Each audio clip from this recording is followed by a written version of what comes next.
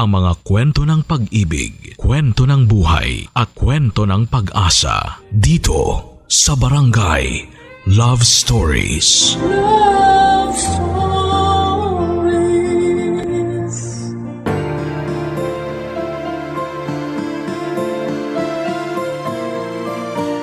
Sulit ang mga sakripisyo kung ginagawa natin ito para sa mga mahal natin sa buhay. Sila ang magsisilbi nating inspirasyon at motibasyon para mas tumibay pa ang mga paparating na hamon. Ikaw kabarangay, sino ang naging inspirasyon mo para maging matapang ka sa mga hamon sa buhay?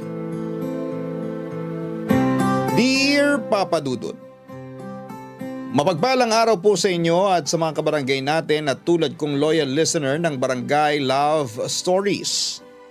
Ako po si Mateo, 33 years old, taga Maynila. May-ari po ako ng poultry supply shop at laundry shop sa lugar namin. Yun po ang mga negosyong minamanage ko na naipundar ko noong nag-OFW ako sa Japan. Ilang taon na rin ang nakakalipas. Kasama ko po rito na naninirahan sa Maynila ang misis ko at magdadalawa na po ang anak namin. Papadudod kung babalikan ko ang aking nakaraan, masasabi ko po na malayo-layo na rin ang narating ko. Hindi na kami nagigipit ngayon. May ipon na kami sa bangko, may insurance at nakapagpundar ng mga ari-arian na. Noong kabataan ko kasi ay mahirap po talaga ang pamumuhay namin. Naranasan po naming tumira sa sementeryo. Yung bahay namin ay gawa sa pinagtagpi-tagping plywood. Lona at yero ay nakatungtong sa ibabaw ng mga nicho. Noong pinaalis kami doon ay nakipagsiksika naman kami sa squatters area. Ang tatay ko po ay nagtatrabaho sa junk shop. Si nanay naman ay nagtitinda ng mga lutong ulam na nilalako niya sa lugar namin. Pero hindi po yun madalas. Mas maraming beses kasi na hindi bumabalik ang puhunan niya dahil ipinapautang niya ang kanyang paninda para lamang maubos. Tapos ay nahihirapan na siyang maningil. Masipag po ang nanay ko kaso ay medyo malabo ang mata. Ganon pa man ay hindi yon nakahadlang sa kanya para tulungan niya si tatay na kumita ng pera para sa aming pamilya. Panganay po ako at meron akong nakababatang kapatid na babae, si Stella, na medyo sakitin. Kahit ganoon ang buhay namin ay punong-puno po ng pangarap ang batang ako. Kahit mahirap kami, hindi naman yon naging hadlang sa kagustuhan ng mga magulang namin na igapang ang pag-aaral namin. Kung tatanungin ninyo ako kung ano ang paborito kong alaala noong kabataan ko, yon ay ang mga pagkakataon na tinutulungan ako ni tatay na gumawa ng saranggola, Papa Dudut.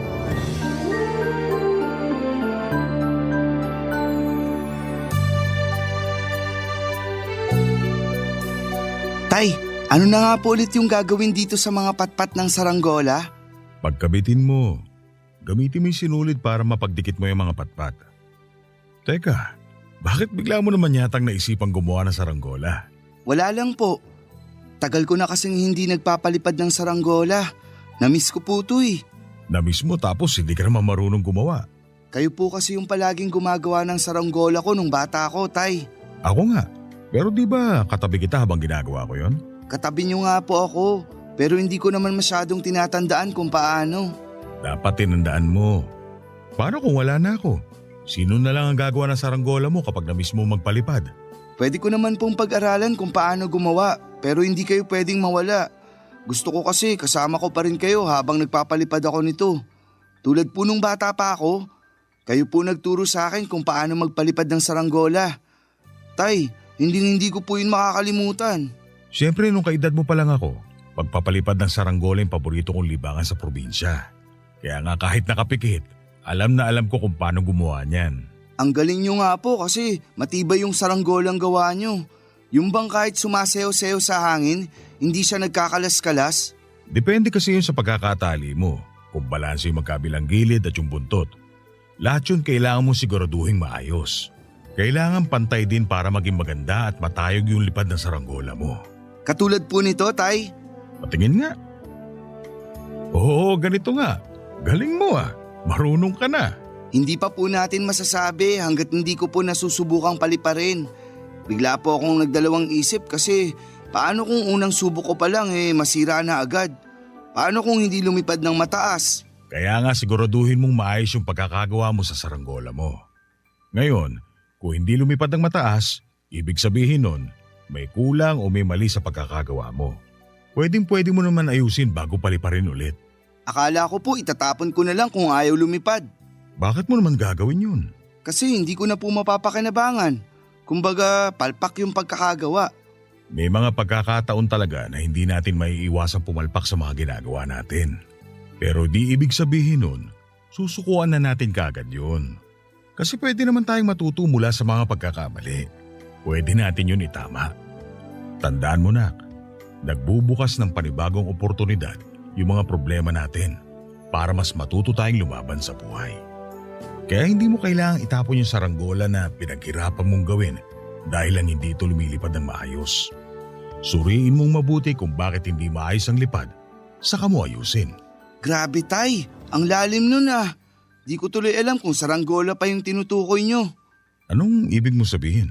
Kasi yung mga sinabi nyo po, may kinalaman na rin sa buhay. Kumbaga, hindi ko dapat sukuan yung mga pangarap ko porque nahihirapan akong abutin yun. Tama naman yun. Huwag kang susuko hanggat hindi mo pa ginagawa lahat ng makakaya mo.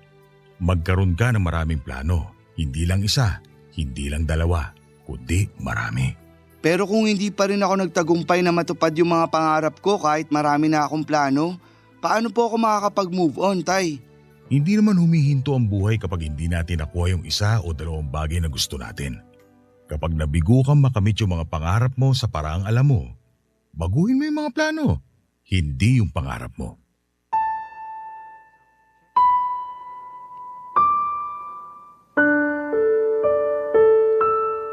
Bata pa lamang ako, libangan ko na po talaga ang magpalipad ng saranggola.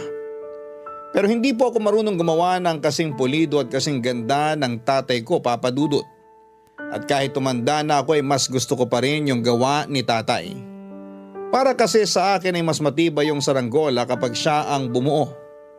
Yun bang hindi madaling matatangay at masisira ng hangin gaano man yon kalakas. Mataas at matayog din kasi ang lipad ng mga gawa niya. Pero ang totoo, napakalaki ng respeto at paghanga ko sa tatay ko. Hindi lang dahil sa paggawa ng saranggola. Kahit na literal na marumi ang trabaho niya sa junk shop ay hindi ko po yun kinakahiya. Kumikita siya ng malinis at marangal na paraan. Sa mga narinig ko noon ay palaging sinasabi sa akin ng tatay ko na taasan ko ang pangarap ko sa buhay. Kung pwedeng higitan ko pa raw ang lipad ng saranggola ay gawin ko. Tinandaan ko po ang mga sinabi niyang yan at naging motibasyon ng mga yon para magsikap sa pag-aaral. Kaya nga kahit salat kami sa material na bagay tulad ng maayos na gamit at damit pang eskwela ay hindi yon naging balakid para araw-araw pa rin akong pumasok. Kahit na madalas ay kumakalamang sikmura ko sa gutom at pagod ang katawan dahil sa mahabang lakaran, hindi ko po yun ininda dahil may pangarap akong gustong matupad kapag nakapagtapos ako ng pag-aaral. Bilang panganay ay gusto ko pong maiahon sa kahirapan ng pamilya namin at tulungan ng mga magulang ko. Kaya lang minsan ay napapatanong po ako sa Diyos kung totoong nakikinig siya sa mga dasal ko bago matulog. Lagi ko po kasing ipinagdarasal na tulungan niya kaming makaraos sa araw-araw naming pamumuhay. Pero pakiramdam ko noon ay hindi naman nakakarating sa langit ang mga panalangin ko. At napatunayan ko po yun noong masunugan kami. Nabo lahat ng mga gamit namin at ang tanging na isalba ko lamang ay yung bag ko na naglalaman ng mga gamit na pang-eskwela at uniforming suot ko noong mangyari ang sunog. Nagpasalamat na lamang ako sa may kapal dahil ligtas ang nanay at kapatid ko. Si tatay naman ay nasa junk shop ng mga oras na yon. Dahil sa nangyari, tumira po kami sa evacuation center ng ilang buwan, Papa Dudut.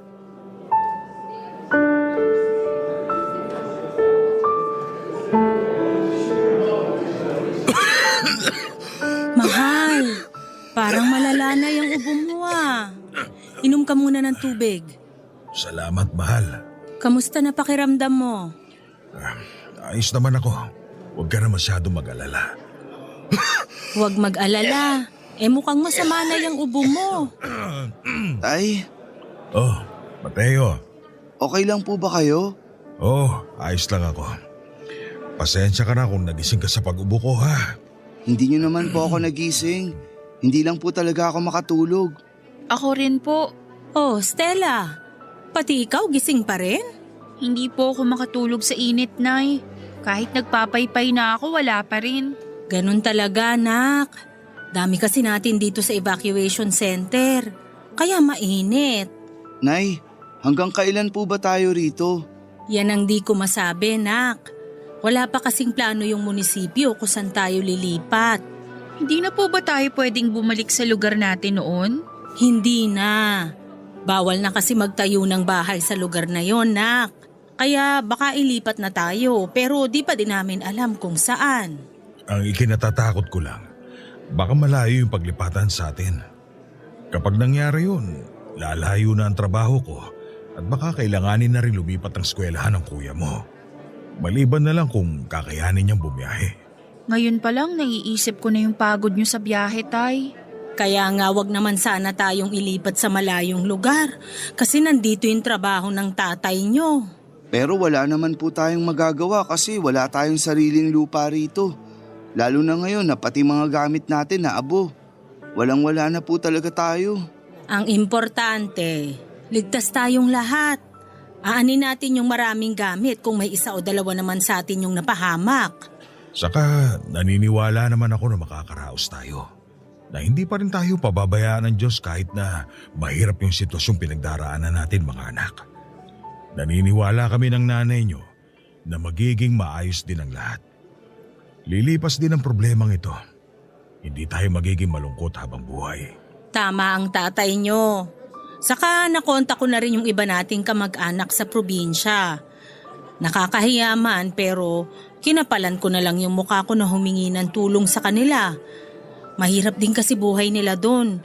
Pero sabi ng kapatid ko, yung tito nyo na kasunuran ko, magpapadala raw ng konting tulong para sa atin. Ay, salamat sa Diyos. Nay, gusto ko na pong umuwi. Ayoko na po rito sa evacuation center. Makakauwi rin tayo, nak. Magtiyaga na lang muna tayo rito. Ang mahalaga, meron tayong nasisilungan. Hindi tayo naaarawan o naaambunan. Tama si nanay. Konting tiis lang at sakripisyo. Hindi na rin naman bago sa atin to, di ba? Sa bagay, tagal na rin nating nagtitiis at nagsasakripisyo, kuya. Kapag nakapagtapos ako ng pag-aaral at nakapagtrabaho, mag-iipon ako ng pera para makabili tayo ng bahay. Di na tayo magpapalipat-lipat. Talaga? Promise mo yan, ah? Oo naman. Basta promise mo rin na aalagaan mo sarili mo para hindi ka lagi nagkakasakit at nauospital. Tama ang kuya mo, nak. Inaalagaan ko naman po sarili ko. Saka si tatay kaya yung may sakit dito, inuubo siya kanina. Di ba, tay? Tay, mukhang iba na yan ah. Wala ito, anak. Abot mo nga sa tatay mo yung tubig sa gilid niya, Mateo. Opo, Nay. Inom po muna kayo ng tubig, Tay. Salamat, anak. Ay, magpahinga na nga tayo. Pilitin nating makatulog kahit mainit dito at maingay.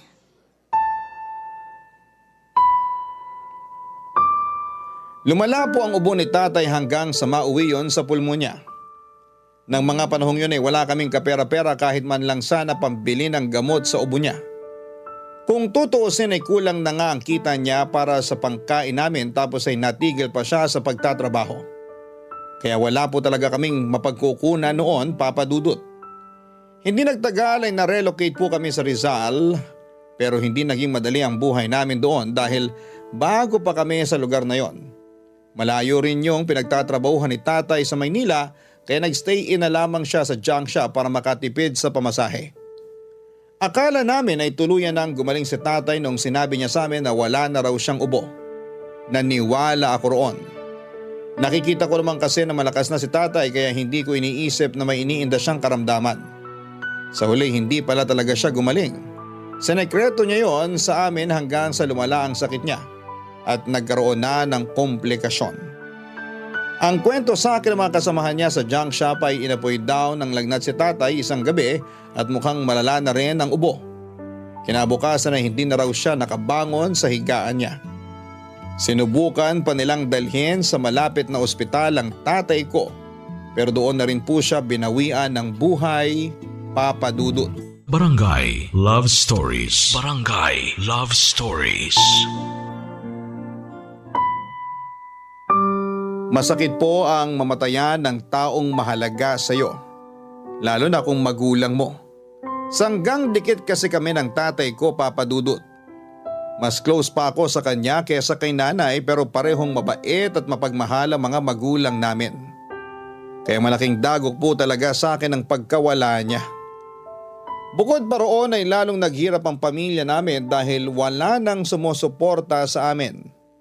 Kumbaga sa upuan ay parang napilay kami ng husto sa biglang pagpanaw ng tatay ko. Pero sa kabila ng lahat ay nanatiling matatag si nanay para sa amin ni Stella. Masasabi ko na isa sa mga pinakamatapang na babae ang nanay ko, Papa Dudut. Hindi kasi siya nagpadaig sa hirap at kalungkutan noong nawala si tatay. Kinargo niya ang buong puso ang pagiging padre di pamilya at ilaw ng tahanan para sa amin ang kapatid kong si Stella. Nasa kolehiyo na po ako ng mga panahong yon at kahit gustuhin kong tumigil para makatulong sa pagtatrabaho, sinabi sa akin ng nanay ko na ipagpatuloy ko lamang ang pag-aaral ko hanggang sa makatapos ako. Habang siya naman po ay tumanggap ng mga labada.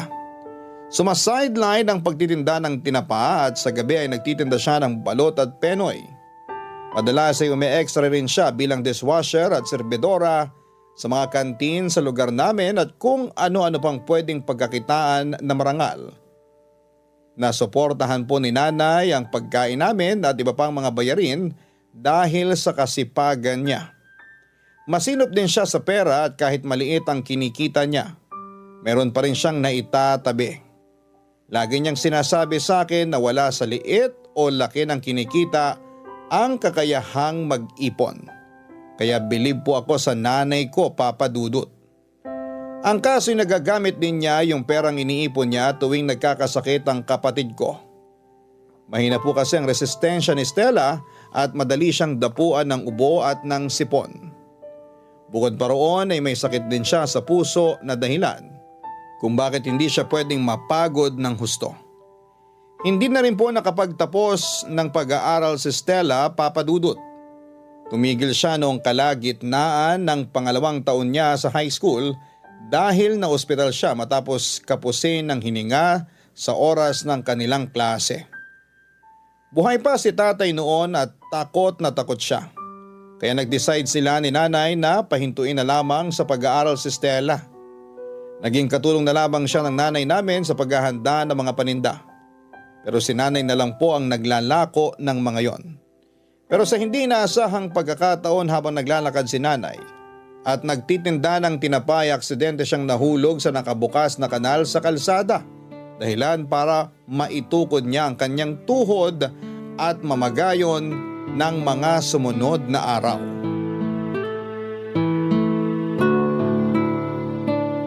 Nay, dahan-dahan lang po. Nagdadahan-dahan naman ako, nak. Bagal nga nating maglakad eh. Pag binilisan nyo po, mas lalong sasakit yung tuhod nyo. Nandito na po ako. Nay, ano pong ginagawa nyo? Baka mapano pa kayo niyan. Tutulungan na kita, Stella. Sige kuya, salamat. Nagpatulong lang ako na umupo sa may hapagkainan para sama-sama tayong makakain, nak. Sige po, daan-daan po kayo paghakbang. Ayan, ayos po yan. Tama po, daan-daan lang. Upo na po kayo, Nay.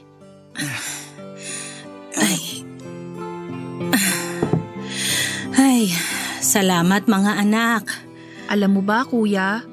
Kanina pa ako kinukulit ni nanay. Gusto raw niya kumain sa mesa para sama-sama tayo. Sakto raw kasi pauwi ka na galing sa school. Totoo ba yun, Nay? Oo, Pero ano namang masama doon? Wala naman pong masama doon, Nay. Nag-alala lang kami kasi baka lalong sumakit yung tuhod niyo. Hindi pa nga po yan magaling eh. Gagaling din naman to. Saka mas masakit kapag lagi na lang akong nakahiga dun sa papag. Saka namimiss ko na rin kayong kasabay kumain, kaya hayaan nyo na lang ako. Hindi ka talaga mananalo kay nanay, kuya. Sabi ko nga, Upo ka na rin, kuya. Sakto, nakahain na ako. Magdasal na muna tayo bago kumain. Huwag pa rin nating kalimutang magpasalamat sa Panginoon para sa mga biyaya na binibigay niya sa pamilya natin. sige po, Nay. Ako na po yung magdarasal. Salamat po, Panginoon, sa pagkain na nasa aming hapag. At salamat din po sa mga biyaya na patuloy niyong pinagkakaloob sa aming pamilya. In Jesus' name, Amen. O, kain na tayo. Nak, bigay mo sa kuya mo yung tiyan ng bangus ha. Paborito niya yan. Si nanay talaga. Paano naman po ako? Halata tuloy na may paborito kayo. Ano? Hindi totoo yan, nak ha? Akala ko ba mas gusto mo yung ulo ng bangus? Kaya nga pinabibigay ko sa kuya mo yung tiyan eh. Biro lang, Nay. Siyempre, mas masarap pa rin yung ulo para sa akin. O kuya, kunin mo na yung tiyan. Maraming tabayan. Akin na. Grabe, ang sarap talaga. Siyempre, alam kong paborito mo yan. Kaya yan ang pinaluto ko sa kapatid mo. Talaga po? Si Stella ang nagluto nito? Oo, marunong na siya. Naks naman. Siyempre, bukod sa paksiw na bangus, marunong na rin ako magluto ng mga sinigang, baboy, isda at hipon, basta lahat ng pwedeng isigang. Tapos perfect ko na rin yung tinola ni nanay na maraming sayote. Kaya ko na rin iluto yung isa mo pang paborito, kuya, yung laing. Ikaw talaga, pinaalala mo pa. Parang gusto ko tuloy kumain ng laing. Hayaan mo. Sa susunod, yun naman ang uulamin natin. Sabi na nga ba si kuya talaga paborito mo, Nay eh. Pareho ko kayong paborito. Siyempre, pareho ko kayong mga anak eh. Yung kuya mo, masipag sa pag-aaral. Ikaw, masipag sa mga gawaing bahay. Tapos inaalagaan at binabantayan mo rin ako. Laking pasasalamat ko talaga sa Panginoon kasi kayo yung mga naging anak namin ng tatay nyo. Bigla ako tuloy na miss si tatay. Ako rin. Napanaginipan ko nga siya nung nakaraang gabi. Kinakamusta niya tayo tapos sinabi niya sa akin na magsikap daw ako sa pag-aaral ko. Sana mapanaginipan ko rin siya. Yung tatay nyo talaga, kahit nasa kabilang buhay na, kapakanan pa rin natin yung iniisip. Kaya nga po sinabi ko sa kanya na magsisikap ako sa pag-aaral para kapag nakapagtapos ako, matutulungan ko na kayo, Nay.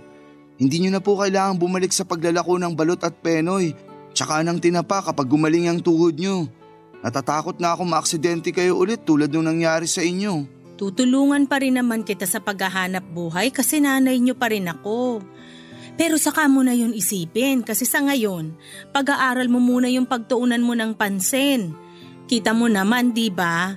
Pinapaalalahanan ka na rin ng tatay mo sa panaginip kaya dapat sundin mo yon, anak. Oo nga, kuya. Baka kasi multuhin ka ni tatay. Wag naman ganun. Takot ako sa multo. Kahit si tatay pa yun. Ikaw talaga, Stella? Kung ano-ano yung sinasabi mo. Awang-awa ako sa nanay ko lalo na nung ininda niya yung aksidente. Sa ilang araw niya kasing pagpapahinga, pakiramdam niya ay nawala na siya ng silbi. Ganun po talaga siguro kapag sanay ang katawan sa pagtatrabaho. Kulang na lamang ay gawin niya ang araw ang gabi para tuloy-tuloy pa rin ang pagkita niya ng pera. Kaya nga nagigilty po ako kasi wala akong magawa para tulungan siya, Papa Dudut. Naiinis din ako noon dahil gustong-gusto ko nang graduate para makapagtrabaho pero ilang taon pa ang kailangan kong bunuin sa kolehiyo. Aminado akong nakakainip yon at mas nadagdagan pa yung nararanasan kong pressure nang lalong humina ang paningin ni nanay dahil sa sakit niyang diabetes na pinalala ng stress at komplikasyon.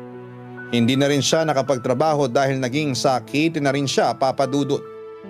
Doon ako nagpasyang huminto sa pag-aaral para magtrabaho. Kahit na ayaw ni nanay at kahit na masakit sa loob ko ay isinantabi ko po ang pangarap nilang makapagtapos ako ng kolehiyo. Para sa akin mas importante yung makatulong ako na may bigay ang pangangailangan namin kaysa unahin ang ibang bagay. Naniniwala naman po ako noon na pwede ko pang balikan ang pag-aaral kapag nakaluwag-luwag na kami. Naiintindihan naman po yun ng nanay ko at hindi na rin siya kumontra pa. Agad ako nag-apply sa call center ng mga panahong yon at maswerte naman akong natanggap. Nagsimula na ako magtrabaho at kumita ng pera, Papa Dudut. Pero hindi pa rin naging madali ang pagdadala namin sa buhay, lalo na't sapat lang sa pangangailangan namin ang sinusweldo ko, Papa Dudut.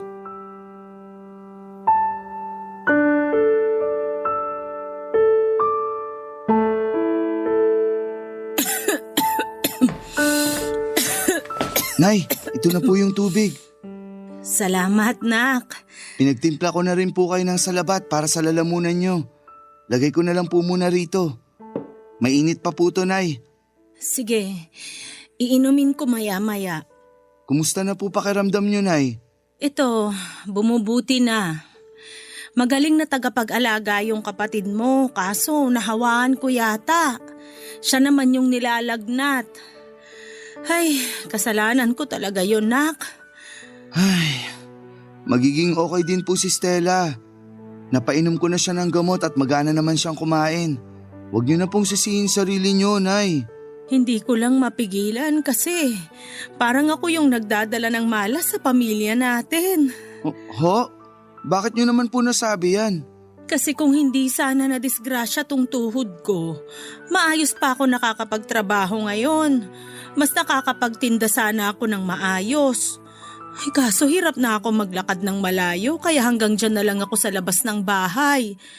Mas madali kasing mauubos yung paninda ko kung ilalako ko dito sa barangay natin, nak. Pero ang mahalaga, nakakapagtinda pa rin po kayo. Ang sipag-sipag niyo nga po eh. Mas gusto niyo na lagi kayong may ginagawa kahit di pa masyadong magaling yung tuhod niyo. Kaya sana, huwag niyo pong isipin na malas kayo. Wala pong ganun sa pamilya natin. Gusto kasi kitang tulungan. Ayoko na ikaw lang yung sumasalo sa mga gastusin natin sa bahay. Hindi naman ikaw yung magulang kundi ako. Alam ko naman po yun, Nay. Pero minsan kasi sumusobra din yung kasipagan niyo. Kaya nagkakasakit po kayo tulad niyan. Naiinis lang ako sa sitwasyon ko, nak. Nay naman, nagkakaedad na rin po kasi kayo kaya dapat magagaan na lang yung trabahong ginagawa niyo. Hayaan niyo na po akong gawin yung mabibigat. Ako na pong bahala dun. Kayang-kaya ko yun kasi bata pa naman ako. Yun nga, bata ka pa. Dapat nag-aaral ka pa, hindi nagtatrabaho. Ilang taon na lang sana't gagraduate ka na, anak. Nalulungkot lang ako. Alam ko naman po yun, Nay. Pero hindi naman po ako nanghihinayang kasi kailangan niyo ako. Wala na po si tatay at ako na lang yung lalaki dito sa pamilya natin. Kaya hayaan niyo rin po sana ako na gawin yung parte ko. Huwag na po kayong malungkot. Wala naman po akong pinagsisisihan sa ginawa ko. Napakaswerte talaga namin sa inyo, anak. Ay, masaya ako na napalaki namin kayo ng maayos. Hindi niyo ako pinabayaan kahit di na ako kasing lakas ng dati. Lalo ka na. Alam ko naman na di biro yung sinakripisyo mo para matulungan ako sa mga gastusin natin. Pamilya na lang po natin yung meron ako, Nay. Kayo na lang po ni Stella yung kasama ko simula nung mawala si tatay. Kaya pinangako ko sa sarili ko na aalagaan ko po kayo. Lalo na kayo. Nay, kasi ayoko po mawala kayo sa amin. Nay, sa tingin nyo, makasarili po ba ako kung gugustuhin ko na makasama pa kayo ng mas matagal? Hindi naman yun pagiging makasarili, nak. Alam ko po kasi na napapagod na kayo. Naririnig ko po yung mga hikbi nyo tuwing gabi. Yung mga patago nyong pag-iyak. Alam ko po na namimiss nyo na si tatay pero sana po wag muna kayong sumunod sa kanya, Nay. Kasi kailangan pa po namin kayo ni Stella. Saka babawi pa po ako sa inyo. Oo, aaminin kong napapagod ako at umiiyak. Pero hindi ibig sabihin nun, gusto ko nang sumunod sa tatay nyo dun sa kabilang buhay. Mahirap nga yung buhay natin, pero alam ko na makakaraos din tayo kapag naging masipag at matyaga tayo, nak. Kaya wag mo nang alalahanin yung tungkol sa bagay na yun. Lalaban ako at magpapagaling para hindi na madagdagan pa yung pag-aalala mo. Basta, Nay, magpagaling kayo ha. Pag maayos na yung pakiramdam nyo, wag na muna kayong bumalik sa pagtitinda kasi baka mabinat pa kayo. Ako na po munang bahala sa mga bayarin natin at pagkain dito sa bahay. Wala po akong hindi kakayanin para sa pamilya natin, Nay.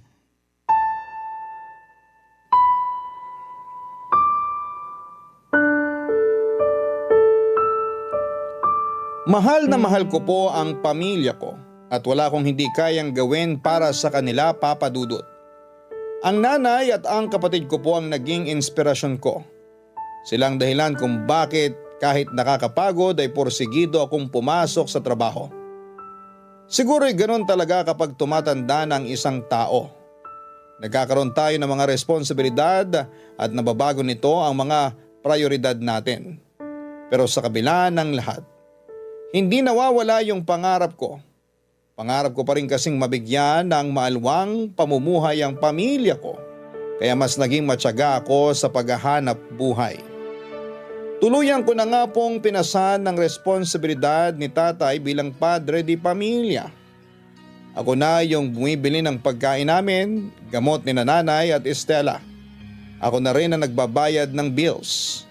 Hindi ko na rin pinatanggap ng mga labada si nanay dahil madaling na siyang mapagod. Hirap na rin kasi siyang umupo at tumayo dahil sa injury niya sa kanyang tuhod. Plano ko po sanang ipacheck up noon sa espesyalista ang paningin niya. Kaya nag-ipon ako ng pera, ang kaso ay nagipit pa rin kami dahil sa isa na namang pagsubok, Papa Dudut. Barangay Love Stories. Barangay Love Stories. Papa Dudut, hindi pala pangkaraniwan ang paglabo ng mata ni nanay. Ang akala naman na ordinaryo lamang ay may bangungot na kaakibat pala.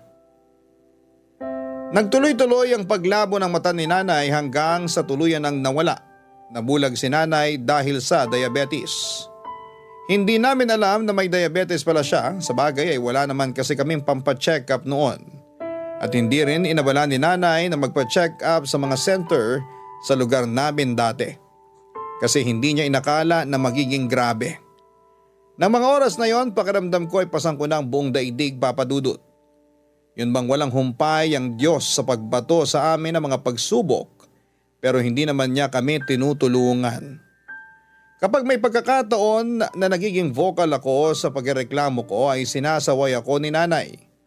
Lagi niyang sinasabi na nakikinig ang Diyos sa mga panalangin namin at hindi totoo na pinapabayaan niya kami. Kung totoo raw kasi yun, wala sana kaming bubong na masisilungan at wala rin kaming sapat na pagkain sa hapagkainan. Maswerte pa rin daw kami dahil hindi kami nagugutom tulad noong maliit pa kami. Masyado lang daw po akong emosyonal. Minsan dahil sa mga nangyayari sa amin, kaya nakakalimutan ko na noon yung mga magaganda at mabubuting bagay na ginagawa ng Panginoon para sa pamilya namin. Doon ko nga na-realize na may punto rin naman si nanay, Papa Dudut. Kaya nga kahit papaano ay nahawa ako sa pagiging optimistic ng nanay ko. Sa katunayan ay hindi niya masyadong dinamdam ang pagkabulag niya. Sa tulong ng kapatid ko ay nakagagawa pa rin ng mga gawaing bahay si nanay tulad ng paglalaba at pagtutupi ng mga damit. Sa pagluluto naman ay binibigyan niya ng instruction si Stella tapos siya yung tagatikim. Maswerte ako, Papa Dudut, na meron akong nanay na katulad ng nanay ko. Sila ni Stella ang inspirasyon ko kung bakit nagsisikap ako sa pagtatrabaho kahit na mahirap ang buhay, Papa Dudut.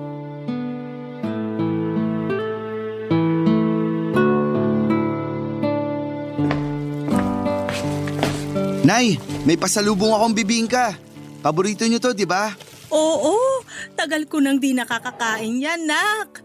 Kaya nga inuwian tayo ni Kuya, Nay. Kuya, akin na. Hiwain ko tapos bigyan ko kayo ni Nanay. Nak, Parang ang tagal mo yatang nakauwi ah. Traffic ba? Lagi naman pong traffic, Nay. Pero bukod kasi sa dumaan pa ako sa tindahan ng bibingka, may pinuntahan pa po ako. Nakipagkita ako sa kaibigan ko dun sa may fast food malapit sa pinagtatrabahuan niya. May mahalaga kaming pinag-usapan. Talaga? Gaano ba kahalaga yun, Nak? Pwede ko bang malaman? Mahalaga po at ipapaalam ko naman po talaga sa inyo yun, Nay. Ito na yung bibingka nyo. Kuya, pasuyo kay nanay. Tapos ito yung sayo. Salamat. Nay, ito po yung inyo. Ito po, pinagtusok ko na kayo ng bibingka. Kainin nyo na po. Masarap po ba? Masarap nga. Nakakatuwa yung lasa. Ang tagal ko na kasing hindi nakakakain nito. Ay, salamat dito, Nak, ha? Walang anuman po. Stella, halika rito. Dito ka sa tabi ni nanay kasi may sasabihin ako. Ano ba yung sasabihin mo, kuya? Tungkol dun sa pinag-usapan namin ng kaibigan ko. Ang totoo kasi, inalok niya ako magtrabaho sa abroad. Ha? Ibig sabihin, iiwanan mo na kami ng kapatid mo? Hindi pa naman po ngayon. Kasi may training pa po kami na kailangang ipasa at may interview pa. Pero sinabi niya na hiring daw po yung agency na inaplayan ng kuya niya. Tinanong niya ako kung gusto ko raw sumama. Nung nakaraan kasi, nasabi ko na kung bibigyan ako ng pagkakataong makapag-abroad, hindi ko pala lampasin yun. Siya po yung kasamaan ko dati sa call center na nag-resign tapos may planong mangibang bansa. Saang bansa raw, kuya? Sa Japan, factory worker. Malaki naman po yung offer na sweldo at per hour po ang bayaran. Gusto ko po sanang subukan, Nay. Kaso nag-aalala ko para sa'yo, Nak. Ang layo ng Japan, di ba? Opo, pero malaki na ako. Kaya ko na po sarili ko, Nay. Sa akin, ayos lang naman. Ako nang bahalang mag-asikaso kay nanay habang nasa abroad ka, kuya. Salamat, Stella. Alam ko hindi magiging madali yun pero pangako. Babawi ako sa'yo kapag sumweldo na ako dun. Mabibilan na kita ng laptop at makakapagpakabit na tayo ng internet. Para naman maituloy mo na rin yung plano mong pagkuha ng kurso online. Huwag mo munang alalahanin yun, kuya. Ang mahalaga, safe kang makarating doon. Mag-ipon ka muna bago mo ko isipin. O mas maganda, unahin natin yung mga pangangailangan ni nanay. Kasama na yun sa mga plano ko kaya gusto kong umalis ng Pilipinas. Kaya Nay, pumayag na po kayo. May kontrata naman po yun. 2 taon na yung pinakamatagal unless mag-extend ako. Wala naman akong magagawa kung gusto mong umalis, Nak. Hindi naman kita mapipigilan. Pero ang akin lang naman, mag-iingat ka doon. Tandaan mo, malayo kami sa'yo ng kapatid mo. Tatandaan ko po yun. Lagi po ako mag-iingat. Magsimba ka pa rin kahit nandun ka na, ha? Opo, Nay. Tumawag ka pa rin sa amin ni nanay, kuya, ha? Kasi sigurado akong mamimiss ka niya agad. Oo naman. Gagawa ko ng paraan para lagi ko kayong makausap. Basta, tiis-tiis lang muna tayo. Magiging maayos din yung buhay natin at hindi na tayo magkakaiwalay ulit pagbalik ko. Salamat sa mga pagsasakripisyo mo sa pamilya natin, Mateo. Sana lagi kang pagpalain ng Diyos. Ipagdarasal ko rin lagi yung kaligtasan mo doon. Ay, mamimiss ka namin, Nak. Alam ko po na hindi ko matutupad ng mabilis ang pangarap ko kung sa sweldo ko lang sa pagiging call center agent iaasa ang lahat, Papa Dudut. Kaya nung nabigyan ako ng oportunidad na makapagtrabaho sa ibang bansa ay hindi ko na yon pinalampas pa. Masaya po ako kasi pinayagan ako ni nanay na mag-abroad kahit na mami-miss niya ako. At alam kong naramdaman din ni nanay yung takot ko. Kaya naniwala at nagtiwala na lamang siya sa akin na kakayanin ko yon. Hindi nagtagal sa edad na 21 ay nakalipad ako at napadpad sa bansang Japan para magtrabaho bilang factory worker. Nagsipag po ako sa pagtatrabaho, Papa Dudut, hanggang sa makaipon ng sapat na perang pampagamot ni nanay.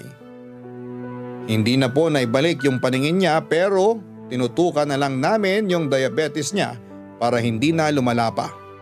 Si Stella na po ang nagsilbi niyang mga paa at kamay. Sa kabilang banda ay masaya rin po ako dahil unti-unti ko na ring na ibibigay noon hindi lang yung mga pangangailangan nila, kundi pati na rin yung mga gusto ng nanay at ng kapatid ko. Pero marami po akong pangarap na gustong matupad. At isa na doon yung makabili ng bahay na masasabing sa amin na talaga bago ako umuwi ng Pilipinas. Kaya nga yung plano ko na 2 taon doon ay nadagdagan pa ng 5 taon. Aminado ako na sinubsob ang sarili ko sa paghahanap buhay at may mga pagkakataon na sobrang busy ko ay hindi ko na sila nakukumusta.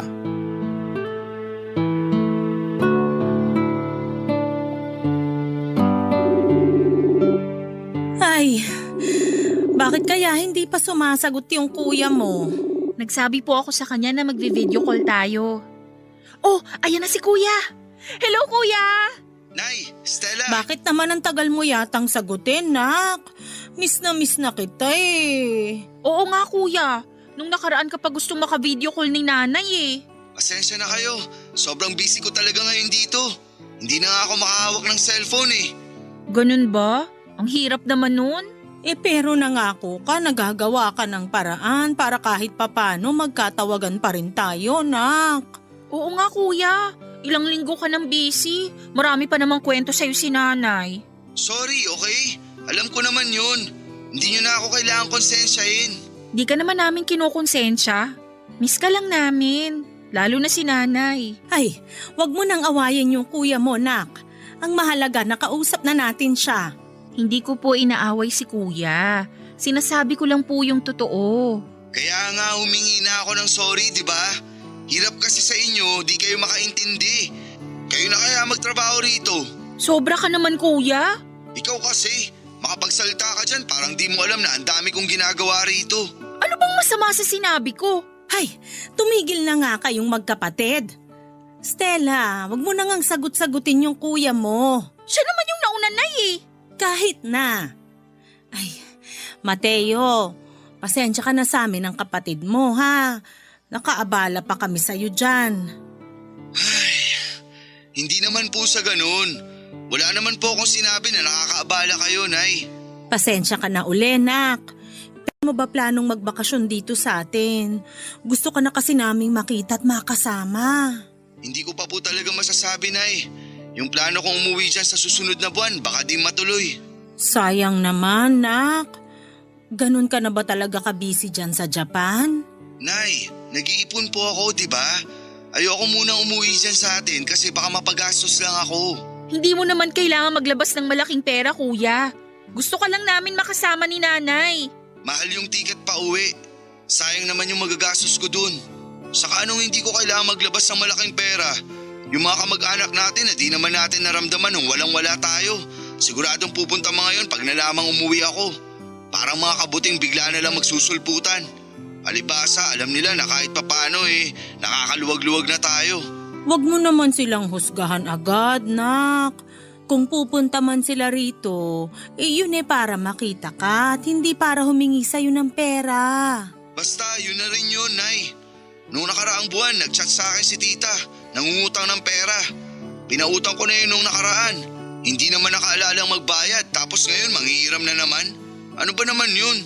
Ginagawa naman yata nila akong bangko. Kakausapin ko na lang yung tita mong yon. Hirap kasi sa kanila porke nagtatrabaho sa ibang bansa. Akala nila marami ng pera. Kung sila kaya magtrabaho rito para maranasan nila yung hirap. Tapos malayo pa sa pamilya. Pagpasensyahan mo na lang sila kasi ikaw naman yung higit na nakaaangat. Kung wala kang may papahiram, huwag kang magpahiram. Hindi ka naman na nila kukulitin. Tama si nanay kuya. Huwag mo na lang pansinin yung iba nating kamag-anak. Ay, pasensya na kung ganito ako magsalita. Pagod lang talaga ako. Dami namin ginawa sa factory kanina. Tapos nagigpit pa yung management. Kaya ang daming bagong rules and regulations. Nakakapagod na rito, Nay. Pero ayoko namang umuwi dyan sa atin. Napakababa ng pasweldo dyan, lalo na sa mga hindi nakapagtapos ng college. Kaya nga mas pinili ko na lang na dito sa Japan makipagsapalaran eh. Kaya nga bilib ako sa'yo kasi kinakaya mo yung buhay dyan, nak. Lagi ka mag-iingat, ha? At sana makauwi ka na rin dito sa atin sa lalong madaling panahon para naman mayakap na kita. Opo, Nay. Gusto ko na rin po kayo mayakap ni Stella. O siya, sige na. Ibababa na namin tong tawag para makapagpahinga ka na. Okay, Nay. Love you po.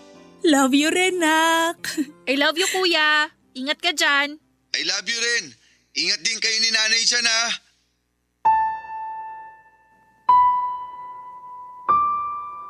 Papa Dudut, hindi ko akalain na hindi na pala kami magkikita ng nanay ko sa personal.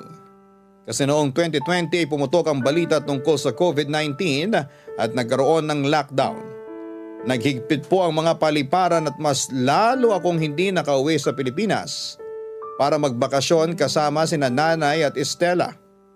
At ang masakit pa ay ilang buwan matapos lumala yung kaso ng COVID cases sa bansa natin ay isa sa mga dinapuan ng virus ang nanay ko. Na-hospital siya at doon na rin binawian ng buhay. Nagkaroon din po ng COVID si Stella pero mabuti na lamang at kinaya niya ang sakit. Ilang buwan pa ang nagdaan, taong 2021 ay nakauwi na rin ako ng Pilipinas. Pero imbes na maging masaya, ang pagkikita namin ng kapatid ko ay nauwi yon sa iyakan. Mas lalo pong nadagdagan yung bigat sa dibdib ko nung dinalaw na namin yung puntod ni Nanay. Hindi na po natigil yung pag-iyak ko at paghingi ng tawad sa kanya dahil sa kabiguan kong makauwi noong nabubuhay pa siya. Ang laki po ng pagsisisi ko dahil pinagpalit ko ang pamilya ko sa ambisyon ko. Dahil sa pagiging abala ko sa trabaho. Hindi ko na nasulit yung mga sandali, Papa Dudut, na sana ay nailang ko pa sa kanila. Kaya naman bumawi ako ng husto kay Stella noong umuwi ako rito sa Pilipinas.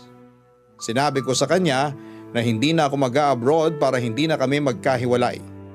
Siya na lamang kasi yung pamilyang meron ako at hindi ko nakakayanin kung pati siya ay mawawala pa sa akin. Pero mapaglaro po ang tadhana, may ibang plano po yata ang Diyos sa akin. Matapos niyang kunin pati ang kaisa-isa kong kapatid noong 2022, inatake sa puso si Stella. Bago pa man mangyari yon, minomonitor na namin ang kalusugan niya dahil sa sakit niya. Regular din naman ang check-up niya pero hindi ko akalain na yun pa rin pala ang kikitil sa buhay niya at magiging rason para tuluyan na akong maulila. Ang sakit-sakit mawala ng mga mahal sa buhay, Papa Dudut. At minsan ko na rin hiniling sa Diyos na sana'y kunin na rin niya ako. Wala na kasing saysay ang buhay ko kung wala na rin yung mga tao na inspirasyon ko. Pero hindi ko po yata talaga oras, Papa Dudut. Sa kabila kasi ng mga pangit na mga nangyari, may dumating pa rin naman noon sa akin para magbigay ng pag-asa. Nakita ko yon nang makilala ko ang naging asawa ko 3 buwan matapos mawala ni Stella. Bali nagkakilala kami sa isang charity event kung saan ako naimbitahan ng isang kakilala. Marami pong tinuro at ipinarealize sa akin ng misis ko. Isa na nga doon yung pagmamahal sa buhay na meron tayo sa kabila ng mga pagsubok at matinding kalungkutan. Laging sinasabi sa akin ng mga magulang ko noong nabubuhay pa sila na lilipas din ang bagyo. Nasisikat din ang araw. Hindi tayo magiging malungkot habang buhay at yun po ang mga katagang itinanim ko sa puso ko. Hanggang dito na lamang po ang kwento ko at maraming salamat po, Papa Dudut, sakaling mapili po ninyong i-air ang istorya ng buhay ko. Malaking bagay po ito sa akin na maibahagi ito sa ating mga kabarangay. Sana kahit paano ay na-inspire ko po kayo sa aking kwento. God bless po sa Barangay Love Stories and more power po sa Barangay LS 97.1. Ang inyong forever kapuso at kabarangay, Mateo. Nagustuhan ng iyong napakinggan? Ituloy yan via live stream sa www.gmanetwork.com/radio. Barangay LS 97.1 Forever. Ang mga kwento ng pag-ibig, kwento ng buhay at kwento ng pag-asa dito sa Barangay Love Stories. Love Stories.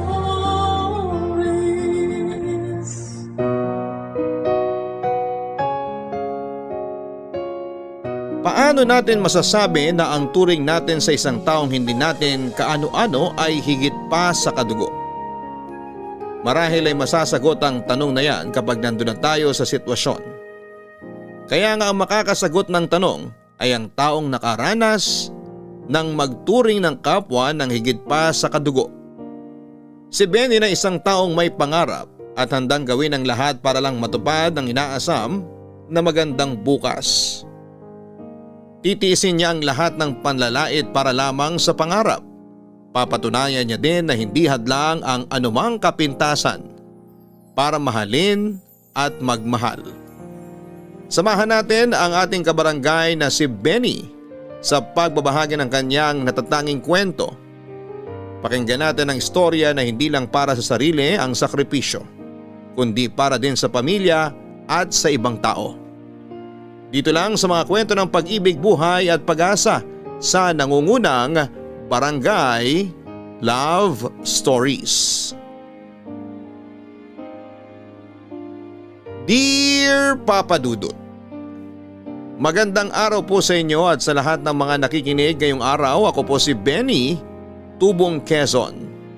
22 years old na po sa kasalukuyan. Nais ko pong ibahagi ang aking kwento dahil baka kapulutan din naman ng aral ng inyong mga tagapakinig. Nangyari po ang kwento 2 taon na ang nakakalipas. Noong mamasukan ako bilang isang boy o kasambahay sa bahay ng isang binatang may kaya sa buhay. Mayaman po ang mga magulang niya kaya masasabi kong swerte siya. Siya po si Sir Cedric, 23 years old na po siya noong panahon na yon. Papadudot, may kayabangan po si Sir Cedric. Ayoko man sabihin pero kailangan para mas makilala ninyo siya ng mas mabuti. Makasarili po siya. Wala siyang pakialam sa iba. Lalo na kung alam niyang nakakahigit siya. Papadudot, para naman po sa parehas ay inaamin ko din na hindi po ako gwapo. Sa madaling salita ay pangit po ako. Tanggap ko naman po. Hindi po matangos ang ilong ko, may kalakihan ang mata at maitim po ako. Pero ang pagkakaitim ko po ay dahil sa bilad sa araw. Kasi sa probinsya ay pagsasaka po ang naging trabaho ko para makapag-aral ako. Papadudot, dahil po sa itsura ko ay laging pinapaalala ni Sir Cedric ang itsura ko. Ginagawa niyang katatawanan ang itsura ko. Pero hindi ko na lamang po pinapansin. Nakapagtrabaho po pala ako sa kanya dahil sa tulong ng isang kababayan. Ang kilala po ng kababayan ko ay ang mga magulang ni Sir Cedric. Kaya sila balang kumuha sa akin para makatulong kay Sir Cedric. Kaya ang mga magulang po ni Sir Cedric ang nagpapasweldo sa akin. Hindi ko naman po akalain na gano'n ang aabutan ko na ugali ng paglilingkuran ko. My girlfriend po si Sir Cedric, siya naman po si Ma'am Joy, 22 years old siya noong panahon na yon. Kabaliktaran ni Sir Cedric si Ma'am Joy. Kasi kung gaano kamakasarili si Sir Cedric ay siya namang napaka makatao ni Ma'am Joy. Makikita ni Ma'am Joy kung paano ako tratuhin ni Sir Cedric at parati silang nagtatalo kapag sinasaway ni Ma'am Joy si Sir Cedric.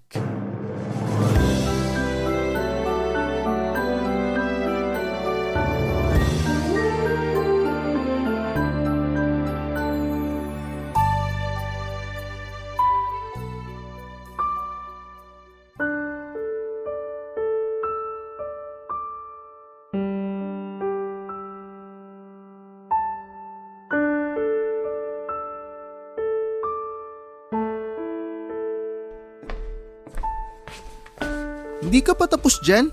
Sir, kakasimula ko pa lang po. Ha? Anong oras ka ba nagising? Kanina pa pong 4:00, sir. 4:00 ka nagising, hindi ka pa nakakapaglinis ng bahay? Sir, pinauna niyo po na linisin ko yung kotse. Nangangatwirang ka pa? Hindi naman po, sir. Pagkatapos mo maglinis dyan, may papalinis ako sa'yo. Ano po yun, sir? Linisin mo yung itsura mo. O bakit tumahimik ka? Nagagalit ka? Hindi po. Hindi. Bakit ganyan itsura mo? Ay, sandali. Ganyan na nga pala talaga itsura mo. Excuse po, sir. Bastos ka! Kinakausap ka pa, alis ka? Sorry po. Maghain ka na ng almusal. Opo. Ay, mamaya na pala. Gusto ko muna makita na malinis yan. Opo. O, anong ginagawa mo sa sahig? Po. Nililinis po. Hindi naman yung sahig ang pinalilinis ko eh. Yang mukha mo. Parang ang dumi. Parang mas malinis pa yung trash can. O ano, napipikong ka na? Hindi po. Teka nga, mag-usap tayo na masinsinan. Okay? Opo. Tatanungin kita, gusto ko magsabi ka ng totoo ha. Opo. Pag inaasar ba kita, napipikong ka? Hindi po. Yung totoo. Hindi po. Hoy, binibigyan na kita ng pagkakataon para masabi yung gusto mo. Hindi po talaga. Umamin ka na. Baka mainis pa ako sa pagsisinungaling mo. Hindi naman po sa napipikon. Hindi ka napipikon. Eh ano, Sumasama lang po ang loob. pag binibiro kita, sumasama loob mo? Hindi naman po ganun kaseryoso kasi nawawala naman din po agad. Pero sumasama nga loob mo. Sandali lang po tapos wala na. Okay, so sumasama loob mo pag binibiro kita. Eh kung umalis ka na lang kaya dito? Sir, Kung sumasama pala loob mo, bakit ka pa magtatagal dito? Pwede ka nang umalis. Marami kami makukuha na kapalit mo. Madali kang palitan. sir hindi naman po sa ganun. Kasasabi mo lang na sumasama yung loob mo pag binibiro kita eh. Tapos ngayon sasabihin mo na hindi. Ano ba, ginagago mo ba ako? Pinagmumukha mo akong tanga. Hindi sir. Di na, tigilan mo na yan. Umalis ka na. Sir wag naman po. Kailangan ko po tong trabaho. Pwes para sabihin ko sa'yo, hindi ka kailangan dito. Masyado kang pa-importante. Hindi po sir. Please po, wag niyo akong tanggalin. Gusto mo ba sabihin ko to kina mami at daddy? Ha? Sir wag po. Ayoko po munang bumalik sa amin. Kailangan ko pong makaipon. Ah, ganon, ginagatasan mo lang kami. Hindi po sir. Umayos ka. Opo.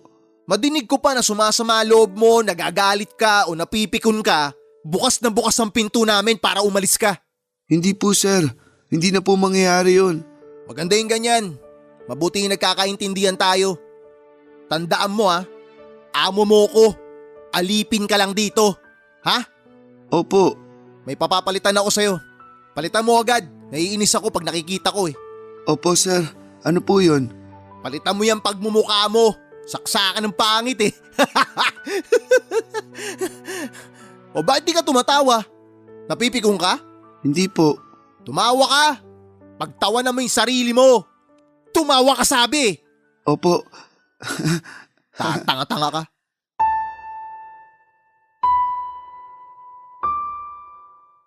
Papadudot, normal na po sa buhay ko ang ganunin ako ni Sir Cedric. Mula nang pumasok ako sa kanya bilang kasambahay.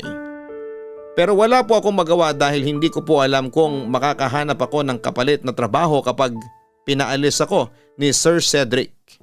Kailangan ko po ang trabaho para makaipon. May pinag-iipunan po kasi ako, Papadudot. Hindi lang po sa bahay, nagtatapos ang panlalait sa akin ni Sir Cedric. Madalas ay sinasama niya ako kapag namimili para may taga-bitbit siya. Kahit sa harap ng ibang tao ay ginagawa niya akong katatawanan. May mga ilan na natatawa na lamang sa mga sinasabi ni Sir Cedric, pero ang karamihan ay nakikita ko na mas naiinis kay Sir Cedric dahil sa ginagawa sa akin. Kaya yun, mga ganong reaksyon po ang nagpapalakas sa loob ko para magtiis pa ng kaunti hanggang makaipon lang. Papadudot, isa po pala ay hindi lang si Sir Cedric ang nanlalait sa akin at ginagawa akong katatawanan. Dahil na-adapt na din ng mga kaibigan niya ang ginagawa ni Sir. Kaya pati ang mga kaibigan niya ay nilalait, pinagtatawanan at ginagawa nila akong katatawanan. Si Ma'am Joy, pag nakikitang gano'n ay hindi man lang direktang pinagtatanggol niya ako, ay sinasabihan niya naman ng mga ito na huwag ganonin ako. Pero pinapalakas ni Sir Cedric ang loob nila. Binibigyan niya ng go signal ang mga kaibigan niya para laitin pa ako. Lalo na kapag pinagtatanggol na ako ni Ma'am Joy. Pwede ba tayo mag-usap? Mamaya na, may bisita pa sa labas eh. Sandali lang, may sasabihin lang ako. Sige, pakikinggan ko yan, pero mamaya na. Cedric, Ano ba yun? Pwede bang kausapin mo muna ako? Magkausap na nga tayo eh. Mamaya pwede pa tayo mag-usap ng mas mahaba, okay? Sumalyoso ka nga. Ano? Ba't napunta sa pagsiseryoso? Importante yung pag-uusapan natin. Gaano ba ka-importante yan? Bakit ka ba nagmamadali? Anong klaseng tanong ba yan? Ba't ako nagmamadali? Yung timing mo rin kasi, ang galing eh. Bakit ka nga nagmamadali? Nakalimutan mo ba na nandito sa bahay yung mga tropa ko? Hayaan mo na muna yung mga bisita sa labas. Maayos naman sila dun. Minsan lang dumalaw yung mga tropa ko dito. Minsan dumalaw pero araw-araw naman kayong gumigimik. Iba yun. Iba yung nandito kami sa bahay. Oo, iba nga. Kitang-kita ko ang pagkakaiba. Ano pinagsasabi mo?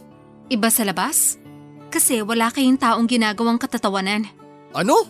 Huwag kunwari hindi alam. Diretsuhin mo na nga ako. Yung ginagawa mo kay Benny. Tapos pati mga kaibigan mo binigyan mo pa ng basbas mo para laitin si Benny. O bakit? Nakakatawa naman, di ba? Nakakatawa.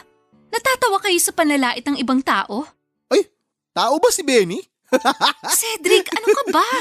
Nakakatawa kasi yung itsura ni Benny. Kung kayo kaya ang laitin, matatawa ka pa rin ba? Ba't nila ako pagtatawanan? Wala naman silang mailalait sa akin. Nung nilait ka no, maasa ka lang sa pera ng mga magulang mo. Hindi ba napikon ka? Mga siraulo kasi yung mga yon. Mga inggitero, palibhasa, mga mahihirap. Kalimutan mo na yan. Hindi yan ang pinag-uusapan natin. Yung ginagawa niyo magbabarkada kay Benny, tigilan niyo na. Ba't ba sobra yung concern mo sa pangit na yon? Hindi pangit si Benny. Kung hindi siya pangit, ano siya? Maligno? Hindi pangit si Benny. Yung pagkaitim niya sapat lang, kulay Pilipino.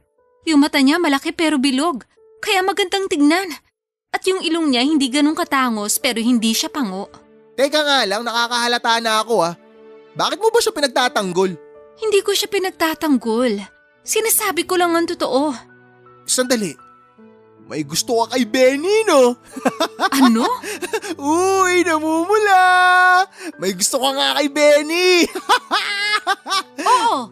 Ano? Oo! Linawin mo nga, anong oo? May gusto ako kay Benny. Ano sabi mo? Oh, napahiya ka? Huwag mo akong binibiro ng ganyan, Joy ah. Nakakainis yung napapahiya, di ba? Kaya sana isipin mo din ang pamamahiya mo sa iba. Hindi magandang biro yan sinabi mo. At ang panglalait sa ibang tao, magandang biro. Bakit ba pabor na pabor ka dun sa pangit na yun? Ano ba pinakain sa'yo nun? Wala akong pinapaboran. Inaayos ko ang mali. Alam mo kung ano yung mali? Yung pakikialam mo. Kung ayaw mong matawa, edi tumahimik ka na lang. Cedric, ano ka ba naman? Para namang wala ka napulot sa mga sinabi ko. Huwag mo na lang kasi kami pinakikialaman kung saan kami maligaya. Maligaya kayo sa pangmamaliit sa ibang tao? Oo! Anong klaseng ugali meron kayo? Alam mo, ayoko masira yung araw ko ha. Kaya tigilan mo na ako. Cedric naman. Kung gusto mo, matulog ka na.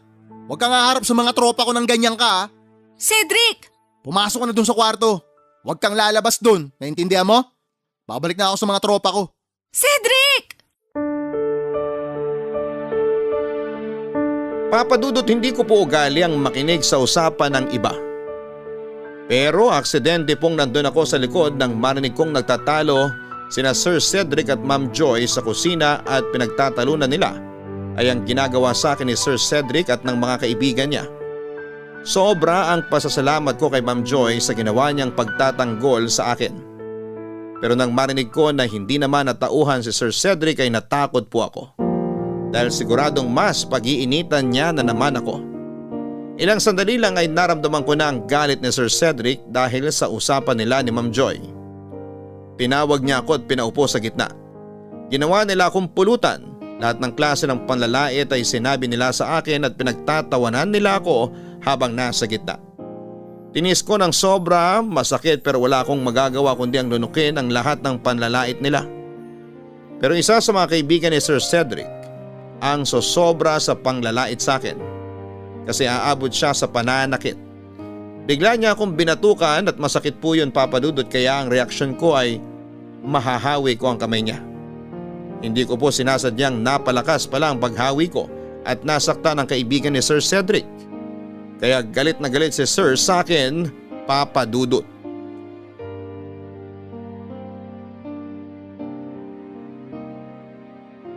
Papadudot, sa sobrang galit ni Sir Cedric sa akin ay itutulak niya ako.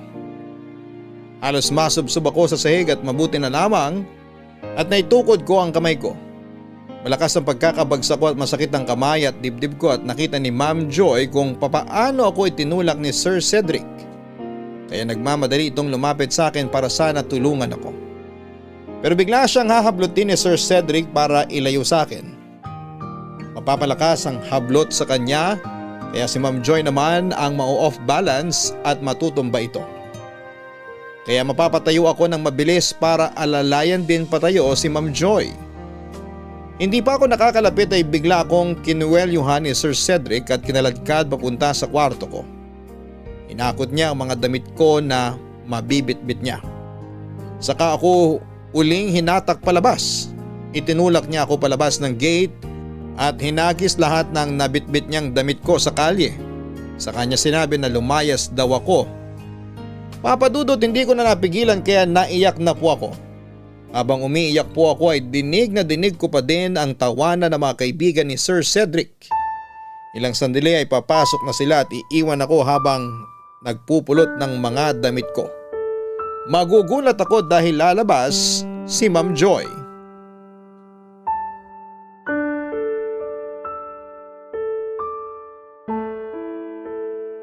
Ma'am, wag na po. Okay lang po. Hindi, malito. Bakit niya itatapon dito ang mga gamit mo? Ayos lang po. Sige po, pasok na kayo. Hindi, tutulungan kita. Hindi kita maipagtanggol. Kaya kahit sa pagtulong na lang sa'yo, hayaan mo na ako. Para sa sarili ko tong pagtulong ko. Kasi nahihiya ako sa sarili ko. Wag po ma'am, wala po kayong kasalanan. Hayaan mo na lang ako. Ma'am, kasi po, Bakit? kasi po, Ano yun? baka pag nakita kayo ni Sir Cedric na tinutulungan ako, awayin na naman kayo, pati po ako. Pasensya ka na ha. Saan po? Isa ako sa dahilan kaya ka ginaganyan ni Cedric. Hayaan niyo na po yun. Bakit ayaw mo pang umalis dito? Kasi ma'am, natatakot po ako. Saan? Baka hindi po ako makahanap ng trabaho. Imposible. Sa sipag mo marami ka makukuhang trabaho. Pero kung makakuha man po, hindi naman po agad-agad. Wala po ako matutuluyan. Pero sobra na ang ginagawa sa ni Cedric. Hindi na taong trato niya sa'yo. Kaya ko naman po. Binabastos niya ang pagkatao mo. Kaya ko naman pong tiisin. Bakit ba? Bakit ba nagtitiis ka ng ganyan? Nag-iipon po ako. Para sa pamilya mo? Hindi po. Maayos naman po sila sa probinsya. Sa asawa? Girlfriend? Hindi po. Wala pa po sa isip ko ang mag-asawa. At saka wala din po akong girlfriend. Eh bakit ka nag-iipon? Para kanino? Para sa sarili ko po. Bakit? Ano bang gusto mong bilhin? Wala po. Eh para saan ang iniipon mo? Kukuha po kasi ako ng licensure exam. Ha? Nang ano? Para sa CPA po. Certified Public Accountant? Opo. Ibig sabihin graduate ka ng accountancy? Opo. Nakapag-training na din po ako. Examination na lang po ang kailangan para maging certified public accountant na ako. OMG! Bakit po? Graduate ka pala tapos ginaganyan ka ni Cedric? May naipon na din naman po ako. Konti na lang po siguro, magpapaalam na din po ako. Sorry. Po? Saan po? Sa mga nangyayari sa'yo. Ma'am, wala naman kayong kasalanan eh. Naiinggit ako sa'yo. Sa mga ginawa sa'yo nakakaya mo pang tumawa. Kung daramdamin ko po, walang mangyayari. Panghihinaan lang ako ng loob. Anong plano mo ngayon? Kakausapin ko po si Sir Cedric. Ano? Babalik ka pa sa kanya? Opo, Benny naman! 1 taon na po ako dito sa 1 buwan.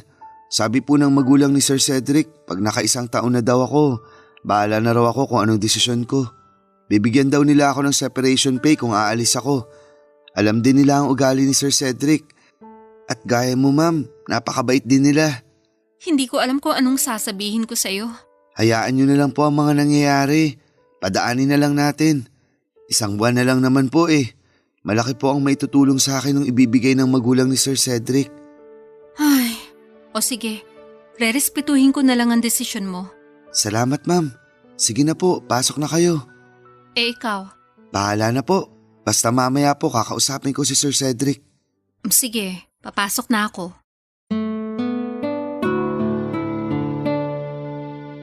Papadudot pinapasok ko na si Ma'am Joy para na din sa kapakanan naming dalawa. Sobrang nagpapasalamat ako sa mga ginawa ni Ma'am Joy sa akin pero kailangan ko pong iwasan ang mga tulong na yon. Isang buwan na lang papadudot at makukuha ko na yung kalayaan ko. Maintindihan naman ako ng magulang ni Sir Cedric kasi sila naman ang nagsabi sa akin na kung kakayanin kong maglingkod sa anak nila ng 1 taon ay hahayaan na nila ako sa plano ko at may ibibigay pa sila. Papadudot nakakahiya yung ibibigay na pera. Pero kailangan ko po munang lunukin ng hiya ko dahil malaking tulong po sa akin ang ibibigay nila. Isa pa'y hindi ko naman po hinihingi at lalong hindi ko kinuha kundi kusang loob nilang ibibigay. Papadudot hindi ako umalis sa tapat ng bahay ni Sir Cedric. Naghintay ako kahit padilim na ay nandun lamang ako at naghihintay. Noong gabi na ay isa-isang naglalabasa ng bisita ni Sir. Pauwi na sila, bawat lumalabas ay nakikita ako. Kaya nagtatawanan sila bago umalis. Noong paalis na ang huling bisita ay hinatid sila ni Sir Cedric at Ma'am Joy. Pagkaalis ng bisita ay doon pa lang nila nakita na nandun pa ako. Gulat na gulat si Ma'am Joy at inisip niya siguro na mula nung tanghali nandun lamang ako. Si Sir Cedric naman ay galit pa din.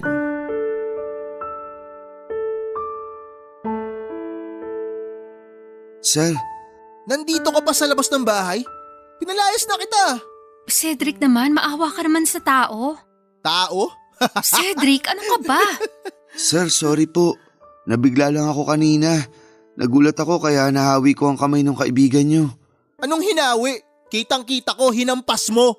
Cedric, sa tingin mo ba gagawin niya yun sa harap mo? Maski sa likod mo hindi niya gagawing hampasin ang kamay ng kaibigan mo. Dahil hindi siya ganon. Sir, pasensya na po kayo. Hindi na po mauulit yun. Talagang hindi na. Dahil baka kung ano pang magawa ko sa'yo pag inulit mo yun. Hindi na po, sir. Apakayabang mo kasi. Ano ba pinagmamalaki mo? Cedric, ano ba yan? Huwag ka na nga magsalita dyan, Joy. Pwede ba manahimik ka? Hayaan mo to sumagot. Ano, Benny? Ano ba pinagmamalaki mo? Wala po, sir. Yumayabang ka na kasi. Hindi po, sir. Sorry na po. Malis ka na nga sa harap ko. Naaalibadbaran ako sa'yo. Doon ka sa kwarto mo. Huwag kang lalabas hanggat hindi kita tinatawag ha. Opo, sir. Ang bobo talaga nun. Buisit. Ay, O bakit ka gumaganyan? wala. Anong wala? Eh di maipintay ang mukha mo. Tsaka ang dami mo pang sinasabi. Baka praning ka lang. Bakit ako mapapraning? Kung ano-ano kasi ang naiisip mo eh. Pinagtitripan mo ba ako? Lasing ka lang. Mabuti pa pumasok na tayo. Uy, teka sandali, Joy! Iiwan mo talaga ako rito? Hindi mo sinara yung gate. Benny! Anong kailangan mo kay Benny? Isara mo na yung gate. Pag tayo pinasok, pababayaran ko talaga sa'yo lahat ng mga mawawala rito. Ikaw ang nag-iwang bukas ng gate ah. Ako ba katulong dito? O edi ikaw na ang amo. Talaga, buti alam mo. Ewan ko sa'yo. Sir, may iutos pa po kayo? Natural. Ano pang silbi mo dito kung hindi kita uutusan, tanga? Ano po yun, sir? Anong ano po yun? Tatanga-tanga ka talaga eh. Hindi mo ba nakikita? Ang gulo ng bahay oh. Ang dumi-dumi. Linisin mo. Yung mga kaibigan mo kasi, parang kulang sa edukasyon. Ano sabi mo? Totoo naman ah. Yung ganyang kakalat ba, gawain naman tinong matured na tao? Dami mo sinasabi. Natural magiging makalat. Eh party yung nangyari kanina eh. Lilinisin ko na po.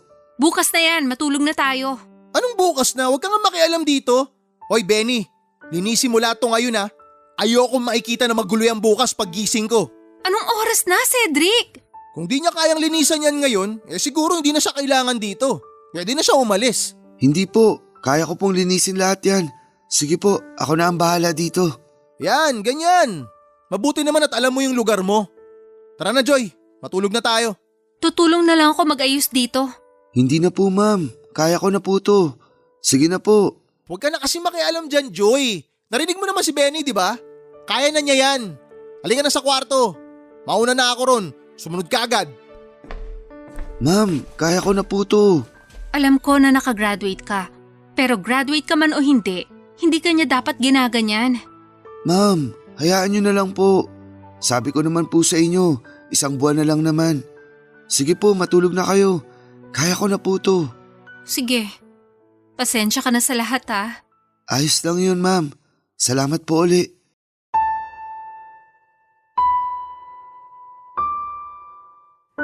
Papa Dudut, titiisin ko na lamang po talaga ang isang buwan.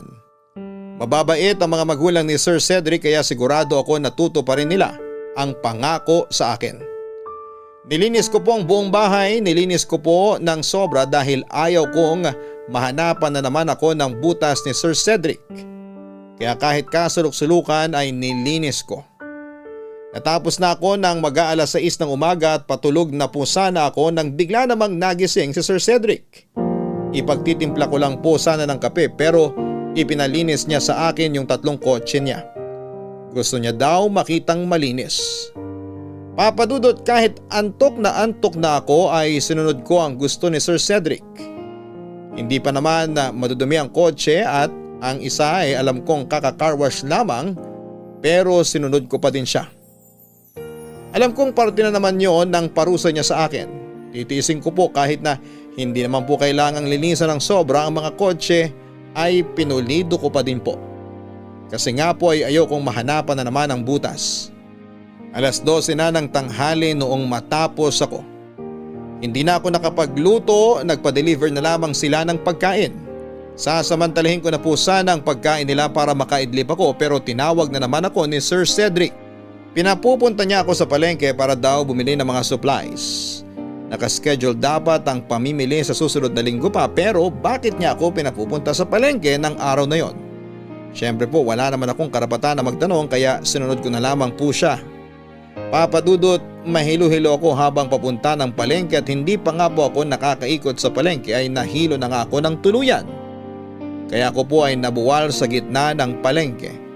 Mabuti na lamang po at may mga nagmagandang loob na nagtakbo sa akin sa ospital.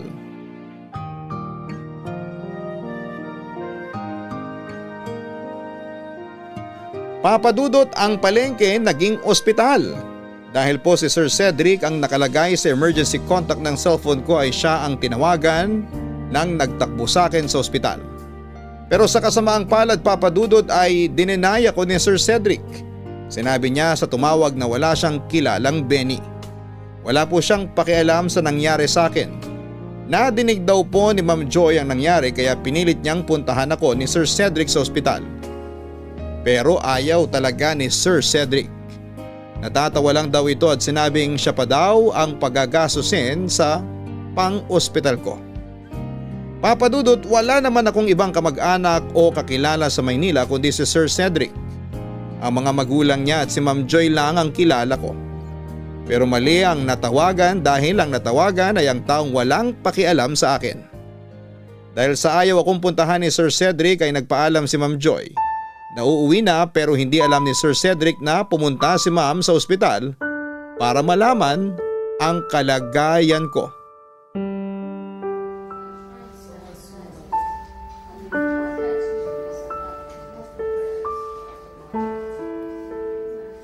Benny, Ma'am Joy, kumusta ka na? okay na po ako. Nakausap ko na yung nurse. Ano daw po ang sakit ko? Ayun, pagod at puyat. Ay, Bakit? akala ko mamamatay na ako eh. Huwag ka nga magbiro ng ganyan. Pero natakot po talaga ako. First time nangyari sa akin yun. Ngayon lang ako na ospital sa buong buhay ko. Kaya nga mabuti, yun lang. Sobra kasi ang pinagawa sa'yo ni Cedric eh. Nasa na po si Sir? Wala siya. Nasa baba po? Wala, hindi siya sumama. Ah, okay po. Ayoko na sanang sabihin pero alam kong naiisip mo din naman na ayaw niyang pumunta. Kasi wala siyang pakialam sa'yo. Naiintindihan ko po. Pasensya ka na ha. Wala po yun. Hindi naman po talaga niya ako responsibilidad. Anong hindi? Nasa bahay ka niya, cargo ka niya. Kasambahay lang naman po ako. Pero tao ka. Hayaan niyo na. Ay, oo nga. Huwag na tayong mamroblema. Ang mahalaga, ayos ka na. Opo, salamat po sa pagpunta. Sino nagdala sa'yo dito? Umalis na po siya. Sobrang pasasalamat ko nga po sa kanya. Kakilala mo ba siya? Hindi po, namamalengke lang din po siya. Tapos tinulungan ka? Opo, Buti pa yung hindi mo kakilala na tulungan ka. hayaan niyo na ma'am. Saka nandyan na din naman kayo. Kaya parang nandito na rin si Sir Cedric. Ang bait mo talaga. Kahit hindi ka sinipot na ipagtanggol mo pa. Hindi naman po. Pero eto ang dilema. Hindi niya alam na nagpunta ako dito. Ha? Oo, kaya wag mo nang mababanggit sa kanya ha. Alam mo naman yun. Sige po, makakaasa kayo. Ganun na nga lang para tahimik ang buhay natin. Opo ma'am, tatanong ko lang po sa desk kung pwede na ako umuwi. Natanong ko na kanina, oo daw. Pero magpahinga ka pa raw ng konti. Parang okay na po ako. Parang, pero hindi ka sure. Kaya magpahinga ka na muna. Baka kasi magalit na naman si Sir Cedric eh. Anong ikagagalit niya? Wala nga siyang pakialam na nandito ka. Hindi ka hahanapin nun, kaya ipahinga mo na lang muna tong araw na to. Kasi ma'am, Anong kasi? Huwag ka nga mag-alala kay Cedric. Mas stress ka niyan, baka magtagal ka pa dito. hindi po yun ang iniisip ko. Eh ano? Yun po kasing Ano? yun pong babayaran. Baka po kasi habang tumatagal ako dito, lumalaki na ang bill. Baka maubos po yung ipon ko. Huwag mo nang isipin yon. Pero hindi po pwede. Aalamin ko na lang po muna kung magkano. Sabing huwag mo na kasing isipin yon. Binayaran ko na. Magkano lang naman? Tsaka mga gamot lang ang binayaran kasi libre naman dito. Po? Magkano po? Babayaran ko na lang po sa inyo. Binayaran ko na nga, babayaran mo pa sa akin. Ibig sabihin nun, ako na ang sumagot sa gastos. Pero ma'am, Tumigil ka na nga dyan, mag-relax ka. pero Ang kulit! Sandali at bibili ako ng makakain. Alam kong hindi ka pa nag-almusal at tanghalian. Huwag ka nang umangal, hintayin mo ako dyan.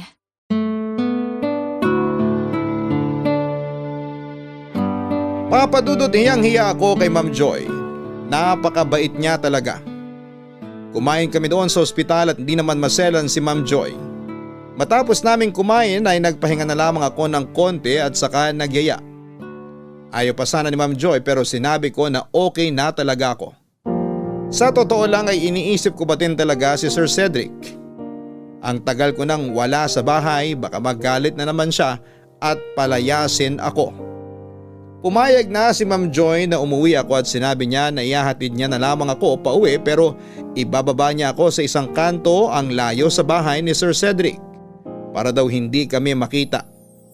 Ayoko na po sanang magpahatid kaso mapilit po talaga si Ma'am Joy kaya umuo na lamang din ako. Habang palabas na kami ng ospital ay may nangyari na naman na hindi inaasahan. Papadudot si Ma'am Joy naman ang nawala ng malay tao. Kahit nasa ospital naman kami ay nagpanik pa din ako. Hindi ko alam kung tatawagan ko ba si Sir Cedric para sabihin ang nangyari. Pero naalala ko ang sabi ni Ma'am Joy na huwag kong sasabihin na nagpunta siya sa ospital. Kaya inasikaso ko na lamang si Ma'am Joy hanggang sa magkamalay ito. Maayos naman daw ang kalagayan ni Ma'am Joy pero nagulat kami sa resulta. Matapos magpahinga ni Ma'am Joy ay nagyaya na itong umuwi. Ipinipilit pa rin niya na ihahatid ako na mas lalo kong tinanggihan dahil nga sa kalagayan niya. Pero ayaw magpatalo ni Ma'am Joy kaya hinatid pa din niya ako. Pagkababa ko ay diretsyong umuwi na si Ma'am Joy sa bahay nila. Kinabukasan ay pumunta uli siya sa amin para kausapin si Sir Cedric.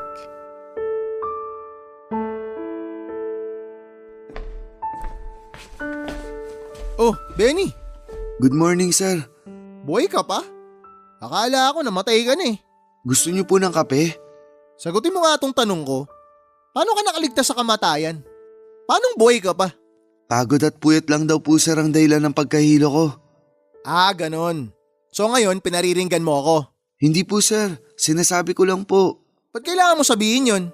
Para sisihin ako na ako may kasalanan na nangyari yan sa'yo. Ganon? Hindi po sir. Mabuti. Akala ko nagpaparinig ka eh. Hindi po. Ba't ba hindi ka patuluyan nagpa-doktor? Sir? Ang sabi ko para maintindihan ng bobong utak mo, sana dumiretso ka na sa plastic surgeon. Pinayos mo yung mukha mo. Eto na po ang kape niyo. O ba't iniiba mo usapan? Hindi po. So inaamin mo na pangit ka? Sir, Amining mong pangit ka? opo. Yan! Mabilis ka naman pala kausap eh. May iuutos po ba kayo? Takpa mo nga yung mukha mo. Cedric, Oh, andito ka na? Di ka man na nagsabi na papunta ka na pala. Ma'am, gusto niyo ng kape? hindi na, kakatapos ko lang. Ba't ang aga mo pumunta rito sa bahay? Lalabas po muna ako. Sige. Hoy Benny, anong lalabas? Diyan ka lang. Linisan mo yan lababo. Ayoko na masebo yan ha. Opo. Tumigil ka na nga. Hayaan mo na si Benny. Bakit? Hinahayaan ko naman siya. Hinahayaan ko siya maglinis. Oh, ano pang tinitingtingin mo dyan? Linisin mo na yung lababo. Tsaka ikaw Joy, ang aga-aga para mag-abogado ka sa pangit na yan. Sinisira mo araw ko eh. Tumigil ka nga. Ikaw ang tumigil sa pakikialam mo. Tsaka hindi mo pa sinasagot yung tanong ko. Ba't ba ang aga mo dito? May sasabihin ako sa'yo. Mamaya na yan. Nagkakape pa ako eh. Bakit? Hindi ka pwede makinig kahit nagkakape ka? Gusto ko mag-relax habang nagkakape. Mag-relax? Naabutan nga kitang ginugulo mo na naman si Benny. Kasama sa pagre-relax ko yun. Ang manlait? Oo, mas nare-relax ako pag natatawa ako. Cedric, ilang taon ka na? Isip pang bata pa yung ugali mo. Ay, si Benny na naman ba pag-aawayan natin? Nakakaurat na. Makinig ka na sa sasabihin ko. Ano ba kasi ang sasabihin mo? Ngayon ka lang naging ganyang kapilit ng ganito kaaga. Importante kasi ang sasabihin ko. O sige na, importante na ako importante. Ano ba yun? Cedric, buntis ako. Bakit ka tumatawa? Ang pangit kasi ng joke mo eh. Kasing pangit ang mukha nito ni Benny. Hindi ako nagbibiro, buntis ako. Pwes kung ganon, ako naman ang hari ng England. Umayos ka nga, seryoso ko. Eh di seryoso ka. Seryoso din ako. Paano ba nangyari yan? Sira ulo ka ba? Anong tanong yan? Malay ko ba kung sa akin talaga yan? Kanino pa? Malay ko ba? Baka mamaya kung kani-kaninong lalaki ka pa sumasama. Bastos ka! Ikaw ang bastos. Pupunta-punta ka rito ng ganito kaaga tapos pagbibintangan mo ako na nabuntis kita. Malis ka na nga rito. Tsaka wag na wag mo ipapakita sa akin yung pagmumukha mo ha. Hindi ko anak yung dinadala mo. Sisirain mo pa buhay ko. Ano? Anong sisirain ng buhay? Buhay ding tong nasa tiyan ko. Pwes edi papatay mo. Pakialam ko. Aray! Hayop ka! Hindi ka namin kailangan! Hindi nyo kailangan. Wala akong pake. Umalis ka na habang kaya ko pang pigilan yung sarili ko. Baka mamaya sipain pa kita palabas. Malis ka na!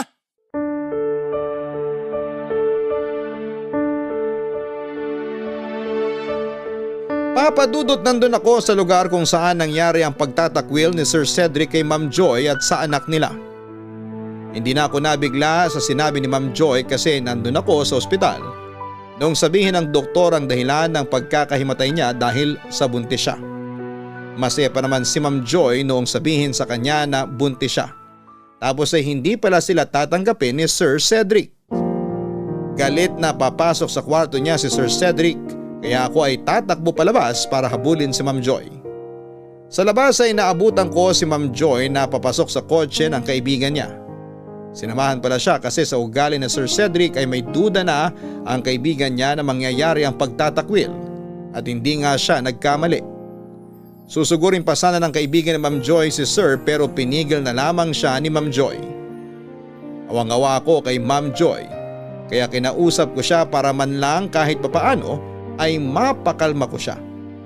Pero nagulat akong iba ang itsura ni Ma'am Joy. Parang walang sakit na nakabaka sa mukha niya. Yun pala ay pinaghandaan niya na rin ang araw na yon. Alam na niya ang gagawin kung sakaling mangyari ang hinala nila. Bubuhayin niya ang bata at lalayo sila kay Sir Cedric. Sinabi na lang sa akin ni Ma'am Joy na huwag ko na siyang alalahanin pa. Isipin ko na lang daw ang sarili ko. Hindi na daw siya makakapunta sa bahay na yon kaya hindi na niya ako maipagtatanggol at isipin ko din daw ang sarili ko kung tama ba ang pagtigil ko doon kahit na tinatapakan na ang pagkatao ko. Saka nagpaalam sina Ma'am Joy at ang kaibigan niya. Para akong binuhusan ng malamig na tubig dahil nagising ako sa mga sinabi ni Ma'am Joy. Kaya pagkapasok ko sa bahay ay kinompronta ko si Sir Cedric. Alam kong talo ako pero kahit doon lang din ay may pagtanggol ko si Ma'am Joy. Madami na siyang nagawa sa akin.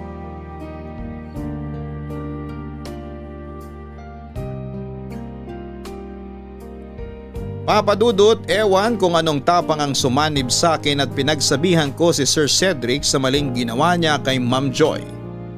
Dahil doon ay galit na pinalayas ako ni Sir Cedric. Pinagbintangan pa nga niya ako na baka ako daw ang tatay ng dinadala ni Ma'am Joy. Kasi lagi daw akong pinagtatanggol ni Ma'am Joy at inamin daw sa kanya ni Ma'am na pwede daw magkagusto si Ma'am Joy sa akin. Ewan ko, Papa Dudut. Inisip ko na gawa-gawa lang ni Sir Cedric ang mga sinabi niya kasi ayaw niyang magpatalo. Umalis na ako ng bahay, yung totoo na. Wala na sa isipan ko ang makiusap pa sa kanya. Nawala na din sa isipan ko yung ibibigay na separation pay ng magulang ni Sir Cedric. Wala naman akong ibang kakilala kaya wala na akong magagawa kundi ang bumalik na lamang uli sa probinsya. Sa hindi inaasahang pagkakataon ay nagkita kami ni Ma'am Joy sa isang parke. Magkakausap kami nang wala nang iniisip na baka makita kami ni Sir Cedric. Nagkagaanan kami ng loob at siguro ay noon pa kami ganoon sa isa't isa kaso'y hindi lang namin napapansin kasi nga ay nasa gitna si Sir Cedric. Nasabi ni Joy na gusto niya na munang lumayo sa lugar na yon. Ako naman ay plano ko nang umuwi sa probinsya para balikan ang kapirasong lupa na dati kong tinataniman ng kung ano-ano. Kaya naisipan kong yayain na lamang si Ma'am Joy para doon na magpalipas ng sama ng loob sa amin. Mas maganda pa ang probinsya para sa kalagayan niya dahil presko ang hangin, Papa Dudut. Nahihiyaman si Ma'am Joy ay pumayag ito. Sinabi niya na kung pwede daw ba siya doon hanggang sa makapanganak. Pumayag ako, Papa Dudut, at habang lumilipas ang panahon ay nagkakamabutihan na din kami ni Ma'am Joy. Pero noong panahon na yon ay sinabihan ako na Joy na lang ang itawag ko sa kanya. At wala ng Ma'am. Kami lang ang magkasama hanggang sa makapanganak siya. Papa Dudut, maganda na ang samahan namin kaya kahit kabado ay niyaya ko siyang magpakasal na agad naman niyang inuohan. Kasunod noon ay inayos na namin para mas legal na ako ang tatayong ama ng anak niya. Joy, Cedric? Anong ginagawa mo dito? pinuntahan talaga kita. Bakit? Kumusta ka na? Mabuti ako. O sige, aalis na ako. Joy, teka sandali. Bakit? Joy, patawarin mo na ako. O sige na, para may closure, pinapatawad na kita. Salamat. O paano, aalis na ako. Joy, teka lang. Ano ba yon? Joy, bumalik ka na sa akin. Cedric, mahigit 1 taon na nung ipinagtabuyan mo ko. Ngayon ka lang makikipagbalikan? Sorry, mali ko yun. Mali talaga ako. Okay naman yan at inamin mong mali ka. Pero hindi na ako makikipagbalikan sa'yo. Pero bakit naman hindi? Masaya na ako sa buhay ko ngayon. Joy, kailangan niyo ako. Kung kailangan ka namin, sana noon pa. Nakarecover naman kami ng mahigit 1 taon. Nakikiusap ako sa'yo. Bumalik ka na sa akin. Bumalik na kayo ng baby ko. Ay Cedric, hindi mo siya baby. Nung tinaboy mo siya, nawala na ang koneksyon niya sa'yo. Sinabi mo pang ang ipapatay ko siya, di ba? Joy, nabigla lang ako noon. Okay na din yan at natanggap mo na ang lahat. Kaya mamuhay ka na ng masaya at ganun din naman kami ng anak ko. Joy, kahit pagbalik-balik ta rin mo pa ang mundo, ako pa rin ang tatay ng anak mo. Cedric, kahit ano pang sabihin mo, hindi ko nakita na ama ka. Joy, please naman oh. Ayusin natin to. Sabi ko nga para may closure, di ba? So maayos na, kaya mamuhay na tayo ng masaya. Joy, parang awa mo naman na. Hindi ako pamamanahan ni na mami at daddy kapag hindi ko na ipakita sa kanila yung anak ko eh. Ayun! So yung mana mo lang palang iniisip mo kaya mo gusto makilala ang bata. Hindi ka ba nahihiya sa sarili mo, Cedric? Hindi mo kasi naiintindihan. Kaya ako iniisip yung mana, para rin naman sa inyo yun ng anak ko. Hindi namin kailangan ng mana mo. Masaya kami kung anong meron kami. Tigas ng mukha mong babae ka. Ang yabang mo. Sino ba pinagmamalaki mo? Welcome back, Cedric! Bumalik din ang totoo mong kulay. Ilabas mo yung bata. Gusto ko siya makita. Sino ka para utusan ako? Ako tatay ng anak mo. Tanga ka ba? Huwag mo akong patawanin. Joy, ayos ka lang? Oo. O ano to? Si Benny sinamahan mo? Oh, bakit? Aba, matapang ka na ha. Sino pinagmamalaki mo? Wala akong ipinagmamalaki, kundi ang kabutiang asal ko. O ano ibig mo sabihin ngayon?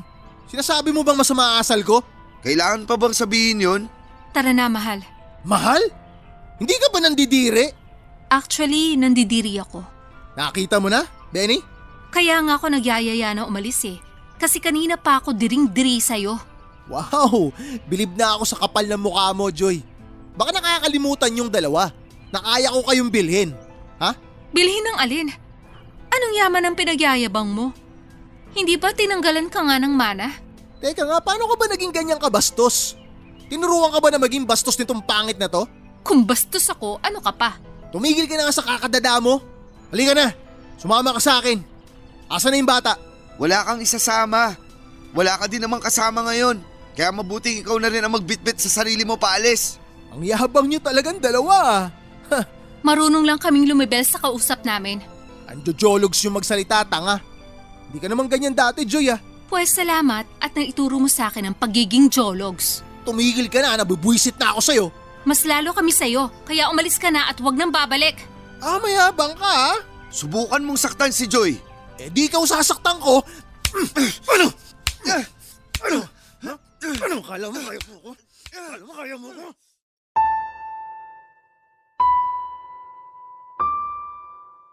Papa Dudut, ayokong-ayoko na makikipag-away pero wala na akong magawa.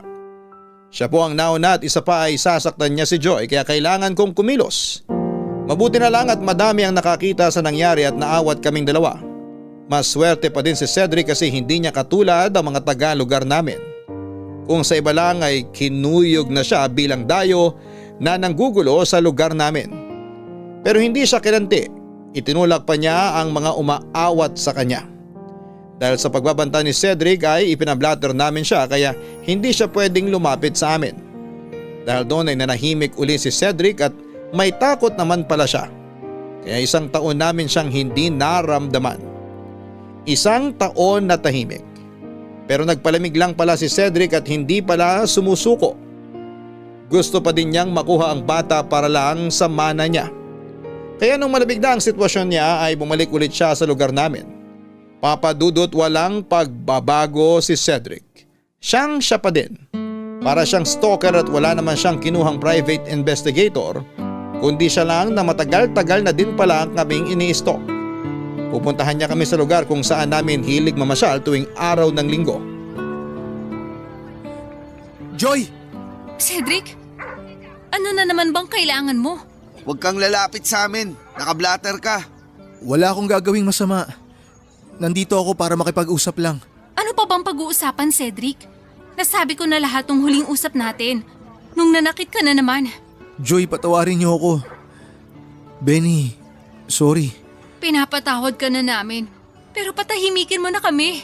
Pakinggan niyo naman muna ako. Please. Tama na, Cedric. Joy, sige na. Hayaan natin siya magsalita. Salamat, Benny. Sige na. Sabihin mo na lahat ng gusto mong sabihin. Humihingi ako ng tawad sa lahat ng mga nagawa ko sa inyo. Alam kong marami yun kaya hindi ko naiisa-isahin. Sana lang mapatawad niyo ako. Matagal ka na naming napatawad.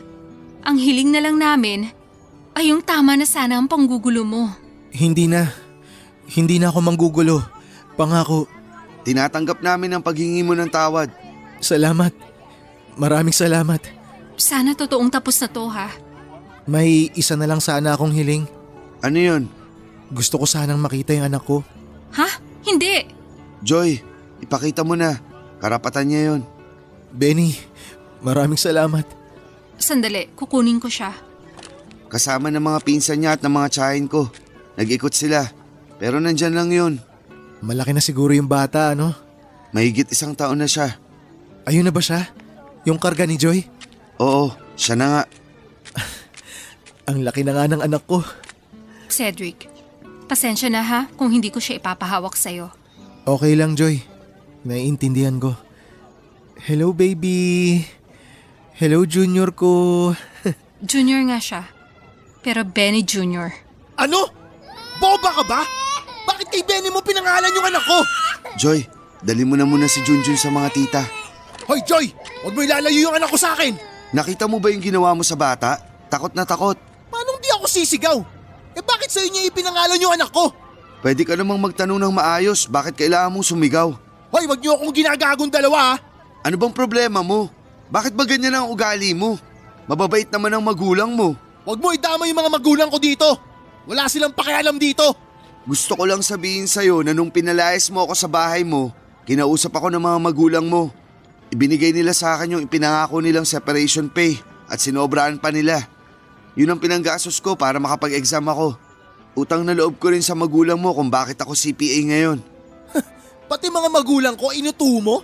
Tinulungan ka na nga, pinirahan mo pa. Gusto ko rin sabihin sa'yo na nagpunta dito ang mga magulang mo at nakita na nila ang apo nila at nagpapadala sila ng sustento. Ayaw ko na sana pero nahihiya sila sa mga ginawa mo kaya sila ang babawi sa mga kasalanan mo. Sinungaling ka? Bakit pa nila gugustuhin makita yung apo nila sa akin para maibigay yung mana ko? Bakit hindi mo tanungin ang sarili mo? Na baka ginagawa lang nila yon para magbago ka. Huwag mo akong ginagago, Benny ha. Hindi ako nakikipagbiruan sa'yo. Hayop ka talaga! Pati anak ko bibigyan mo ng trauma! Lumayas ka na dito! Kasalanan mo lahat to. Bakit kasi dito mo ipinangalan sa pangit na to yung anak ko? Tumigil ka ng kakapangit mo! Joy, hayaan mo na lang siya. O kita mo, tanggap niyang pangit siya? Oo, tanggap ko. Pero tandaan mo na ang sinasabi mong kapangitan ko, pwede kong ipaopera sa doktor para umayos. Pero ang ugali mo, kahit sinong doktor, wala nang magagawa pa. Sige na, alis na ako. Magsama kayo. Mabuti pa nga.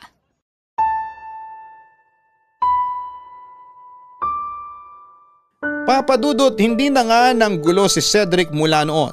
2 taon na si Benny Jr. pero hindi na kami ginugulo pa ni Cedric. Pero patuloy pa din ang komunikasyon namin sa mga magulang niya. Dahil sa nabalitaan ng mga magulang niya ang ginawa ni Cedric na ikinatakot ng bata ay nagalit lalo ang mga magulang niya sa kanya. Hindi na din siya binigyan ng sustento, sa bata na nila ibinibigay ang lahat. Papadudot, hindi naman kami masamang tao ni Joy. Kasi pinag-uusapan pa din namin na ipakilala si Cedric sa anak niya bilang lehitimong ama nito. Pero kailangan naming hintayin ang tamang panahon para dito. Papadudot, magkakaroon na ng kapatid si Benny Jr., buntis na po si Joy sa ikalawa naming anak. Papadudot, si Cedric naman bilang wala na ang karangyaan sa kanya ay isa na lamang empleyado sa isang kumpanya. Sinubukan ni Cedric na makipagrelasyon ng ilang beses kaso'y wala pong tumatagal sa kanya dahil na din sa ugali niya. Kaya ngayon ay wala pa din siyang asawa at anak. Wala na din siyang nadisgrasya sa mga naging girlfriend niya. Salamat po, Papadudot, sa inyong pagbabahagi ng aking kwento sa inyong mga tagapakinig. Ang inyong forever kapuso at kabarangay,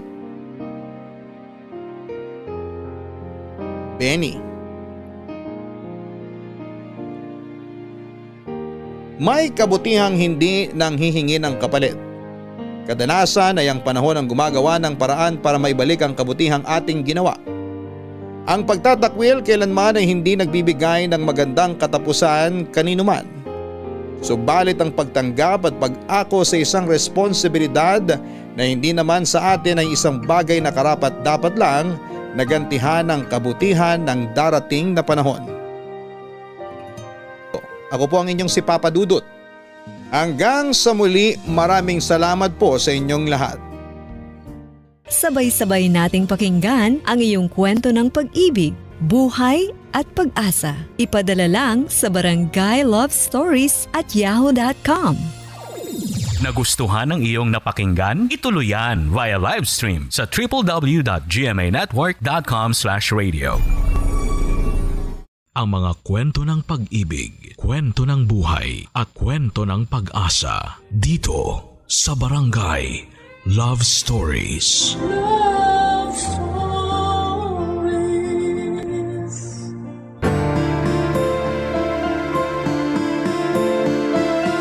Hindi lahat ng pag-ibig ay pinaglalaban.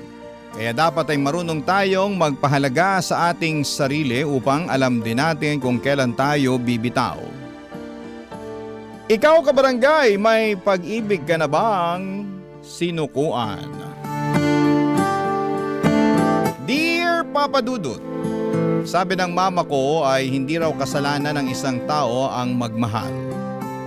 Yun ang natural na damdamin ng isang individual. Kung may pangit at hindi ka nais-nais na pangyayari sa isang relasyon, yon ay dahil mali ang taong napili nating ibigin. Pero kung iisipin ay wala namang perpektong relasyon. Wala rin perpektong karelasyon.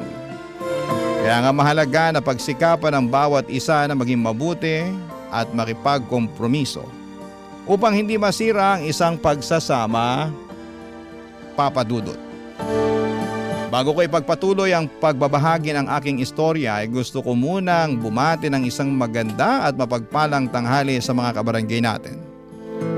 Tawagin niyo na lamang po ako sa pangalang Camila, 32 years old, taga Malabon at avid listener ng Barangay Love Stories. Meron akong asawa, si Ronald, na makalipas ang 6 na taon naming pagsasama ay napagdesisyon na namin na magkanya-kanya ng landas. Marami kaming hindi pinagkakaunawaan ni Ronald na noon lang namin na-diskubre, Papa Dudut.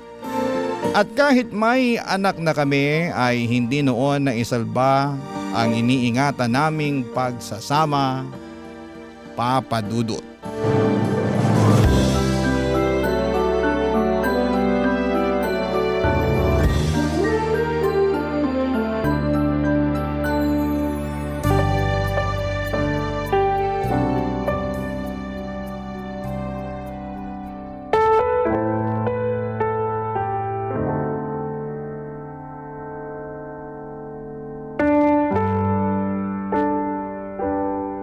Alam mo, ayoko na.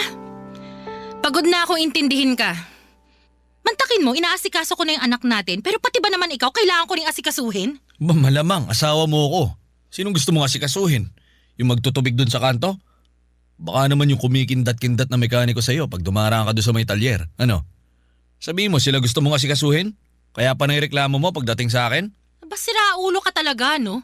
Paano naman napasok sa usapan natin yung mga taong yun? Wala. Gusto ko lang sila ipasok. Bakit? Masama? Tinatanong pa ba yan?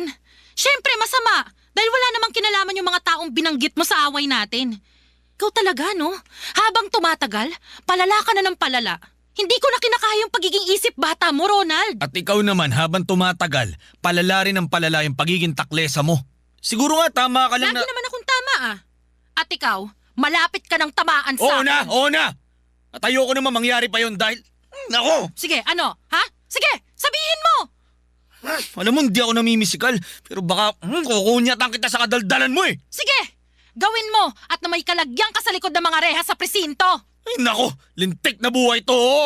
Buti pa ibang lalaki, mababait mga asawa nila, masikaso, malaga. Masikaso at malaga rin naman ako, di ba?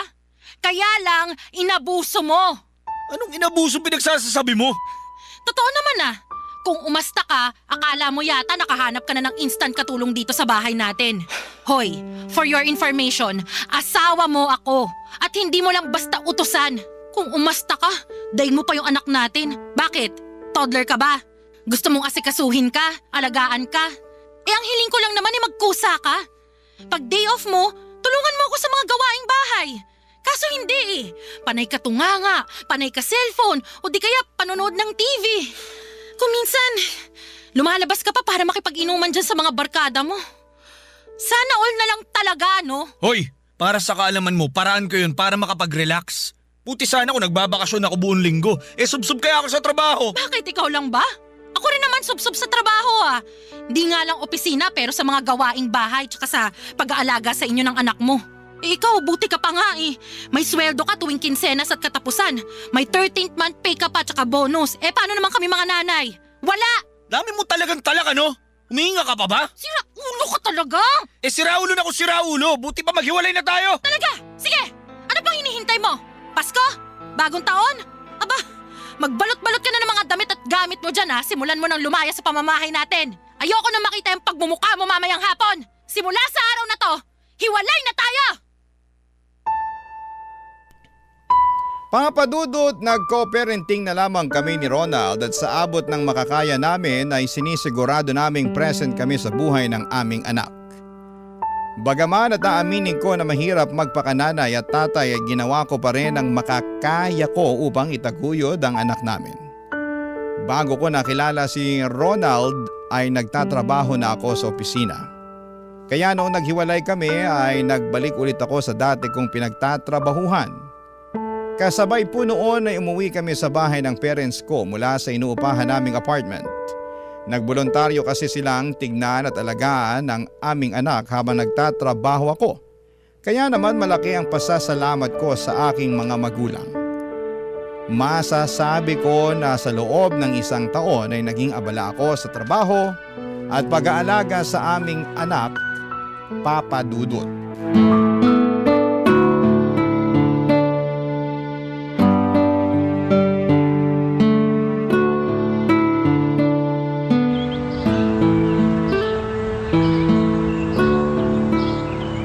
Ano nga ulit yung sinabi mo, Ronald? Parang nabingi ako eh. Pwede bang pakiulit? Mila naman eh. Bakit pa ulit-ulit pa? At bakit hindi? Nahihiya ka ba? Siyempre hindi.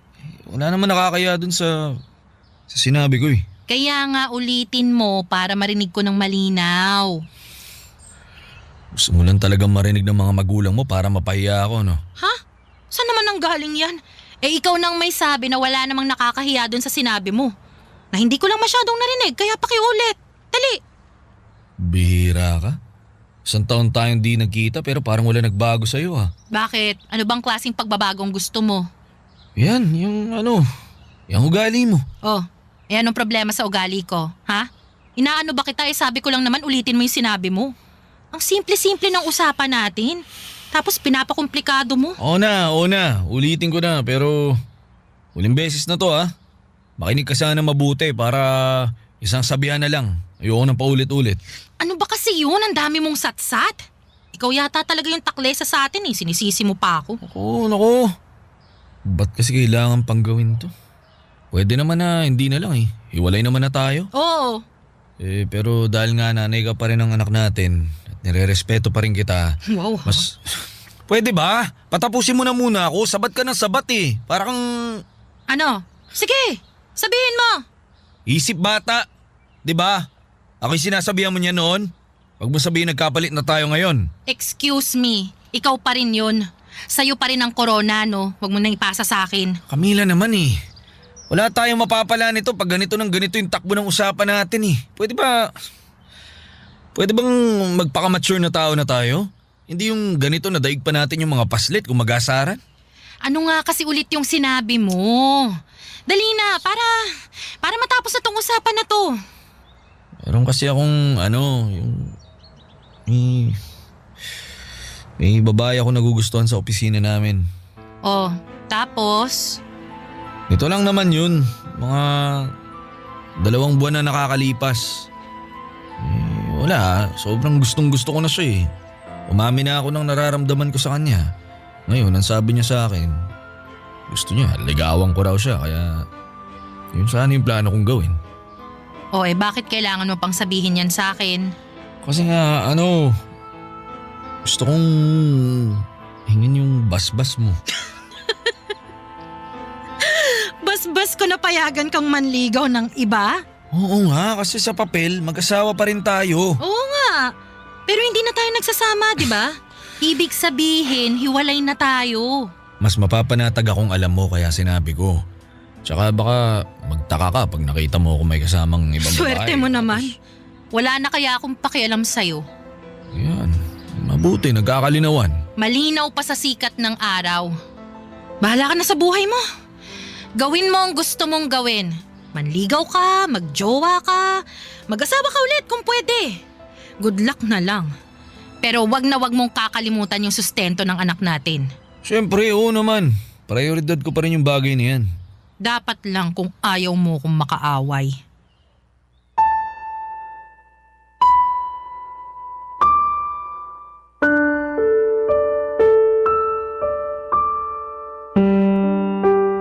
Papadudot, aaminin kong nagulat ako sa sinabi ni Ronald at sa pagpapaalam niya na gusto na niyang makipagrelasyon sa ibang babae.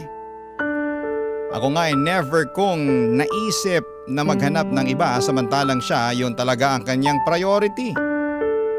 At some point akala ko ay hindi na ako maapektuhan dahil bato na ang puso ko at wala na akong pakialam sa dati kong asawa.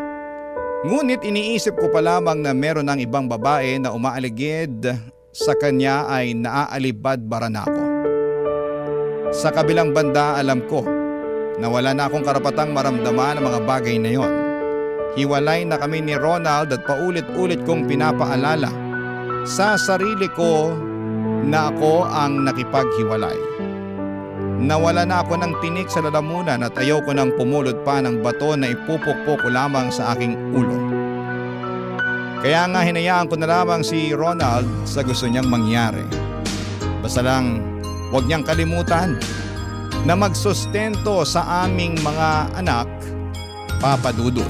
Barangay Love Stories. Barangay Love Stories. Papa Dudut, mabilis na lumipas ang mga buwan at napansin ko na lang na gumagwapo ang dati kong asawa, lalo na sa tuwing hinahatid at sinusundo niya ang anak namin para hiramin at ipasyal. Samantalang ako, kapag nakikita ko ang sarili ko sa salamin ay nandidiri po ako. Super stress na kasi ang itsura ko noon sa trabaho at nadagdagan pa ang aking timbang. Kaya naman tumaba rin ako ng husto at mas lalong nagmukhang losyang. Hindi nagtagal ay napansin ko na lamang na dumalang ang pagpunta ni Ronald sa bahay para makita ang anak namin. Lagi tuloy siyang hinahanap sa akin ng bata. Wala naman akong maisagot dahil hindi ko naman siya regular na nakakausap. Tapos napansin ko na lamang na hindi na rin nakapagbibigay ng maayos na sustento si Ronald. Kaya naman tinawagan ko na siya. Tinawag ko ang kanyang pansin, Papa Dudut.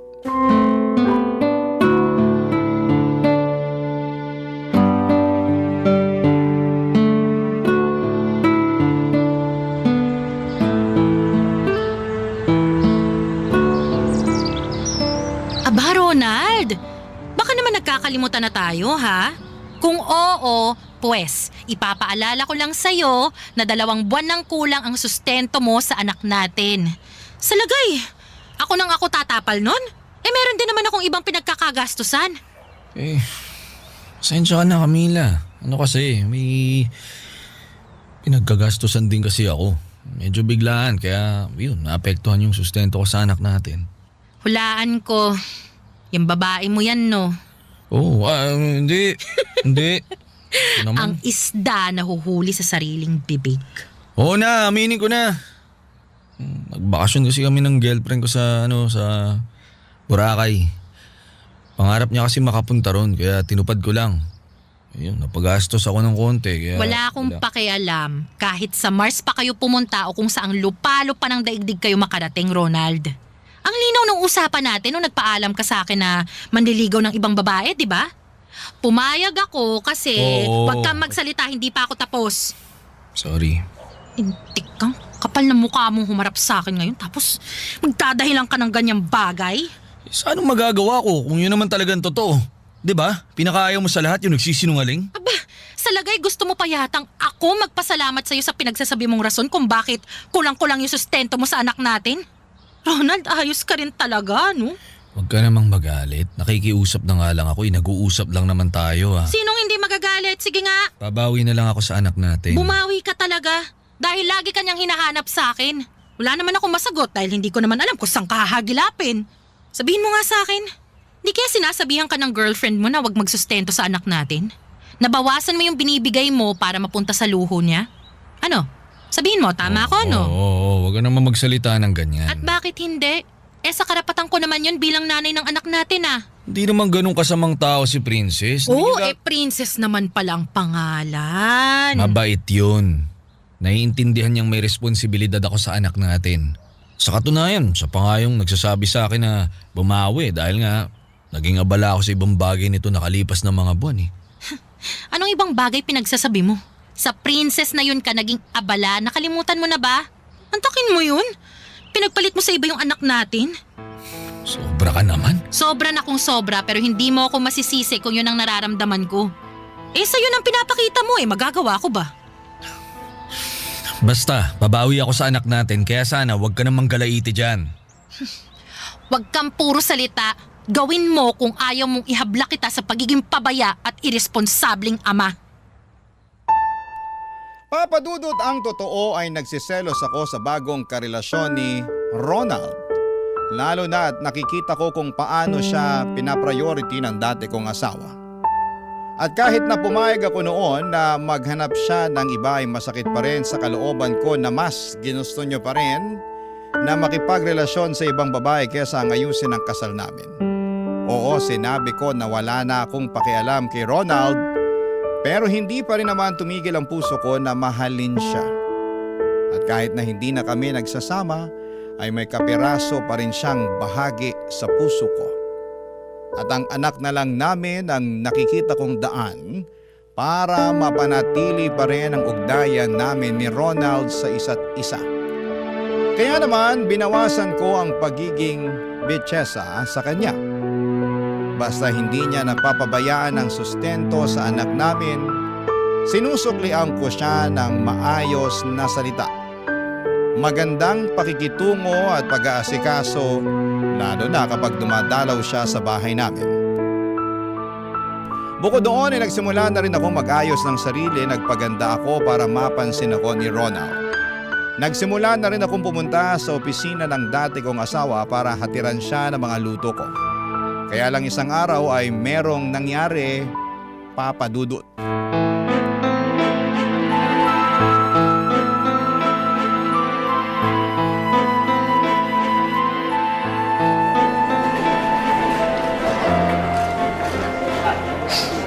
Nakita mo yon? Narinig mo ba yon? Ako pa talaga, Ronald! Ako pa talaga yung tinawag na kabet ng princess na yon! Oo, narinig ko nga at nakita ko rin ang ginawa niyang panunugod sa'yo. Ang kapal naman ng mukha niya!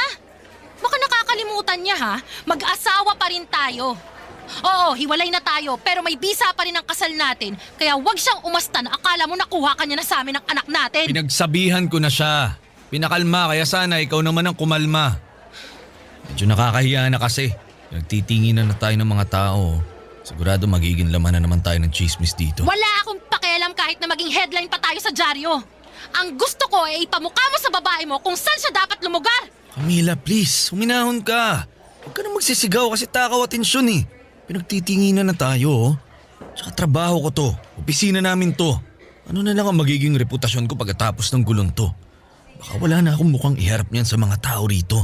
Hindi ko na kasalanan yun. Bakit ako sinisisi mo? Hindi kita sinisisi. Eh yun yung tinutumbok ng mga salitaan mo eh. Alam mo, kung may dapat kang sisihin dito ay ang princess na yan. Masyado kasi siyang atribida.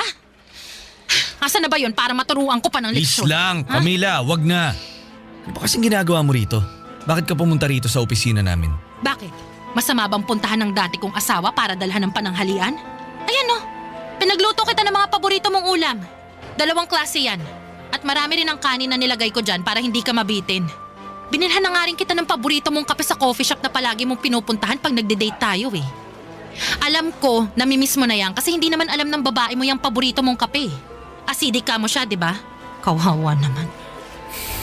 Okay, salamat. Pero sana nagsabi ka muna. Alam mo naman na dito nagtatrabaho si Princess di ba? Bakit ako magsasabi sa'yo? Plano nga kitang sorpresahin, di ba? Alam mo, ang labo mo. Camila naman eh. Buti pa, aalis na ako. Iiwan ko na lang itong mga pagkain na dala ko dahil para naman talaga sa'yo yan. Oh, saan ka pupunta? Susunduin ko na yung anak natin. Mamamasyal kami. Doon sa paborito nating pasyalan, sa Carnival. Namimiss na raw kasi nung anak natin yung lugar na yon at saka... Tsaka ano? Tsaka naaalala raw niya na doon natin siya palaging dinadala noon. Malaki na talaga yung anak natin. Marunong nang makaalala.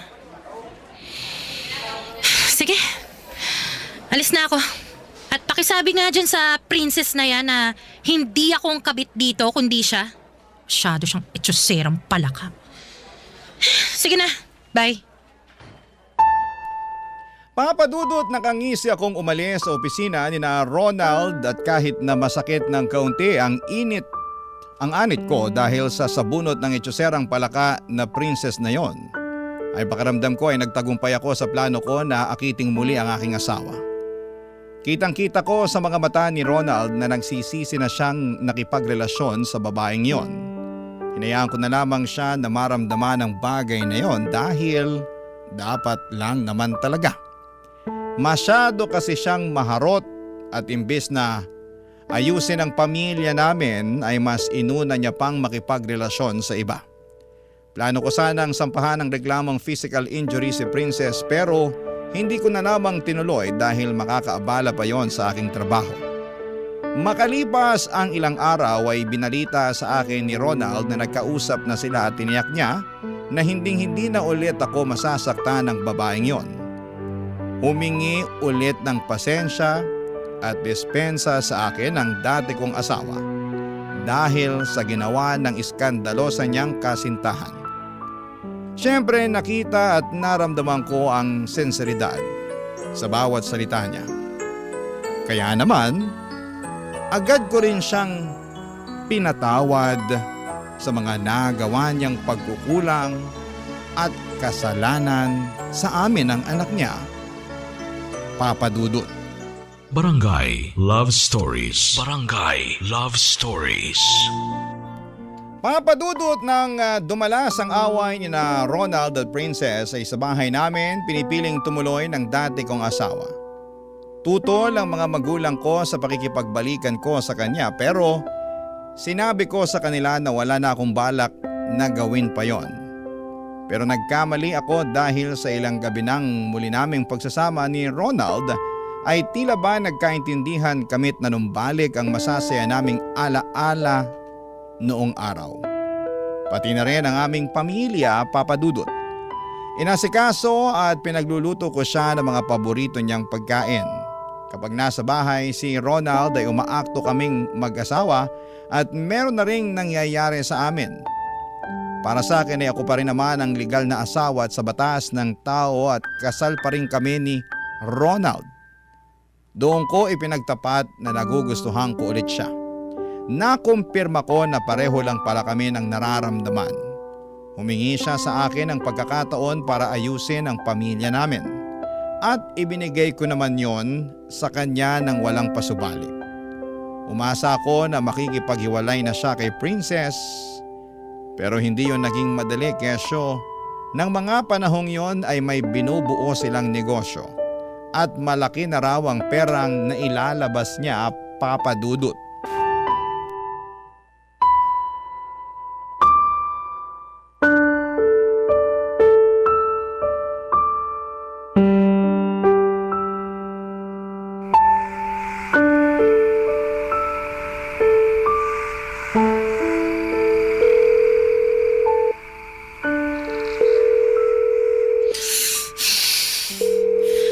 Ronald, ano ba? Kanina pa ako tawag ng tawag sa yung kumag ka. Bakit pa hindi mo sinasagot yung cellphone? Nakalimutan mo na yatang may anak kang naghihintay sa'yo ngayong araw eh.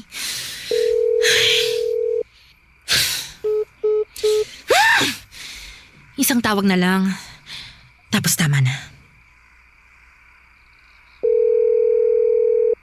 Ronald, sagutin mo na to bago pa tuluyang magtampo sa'yo yung anak natin. Hello, Camila?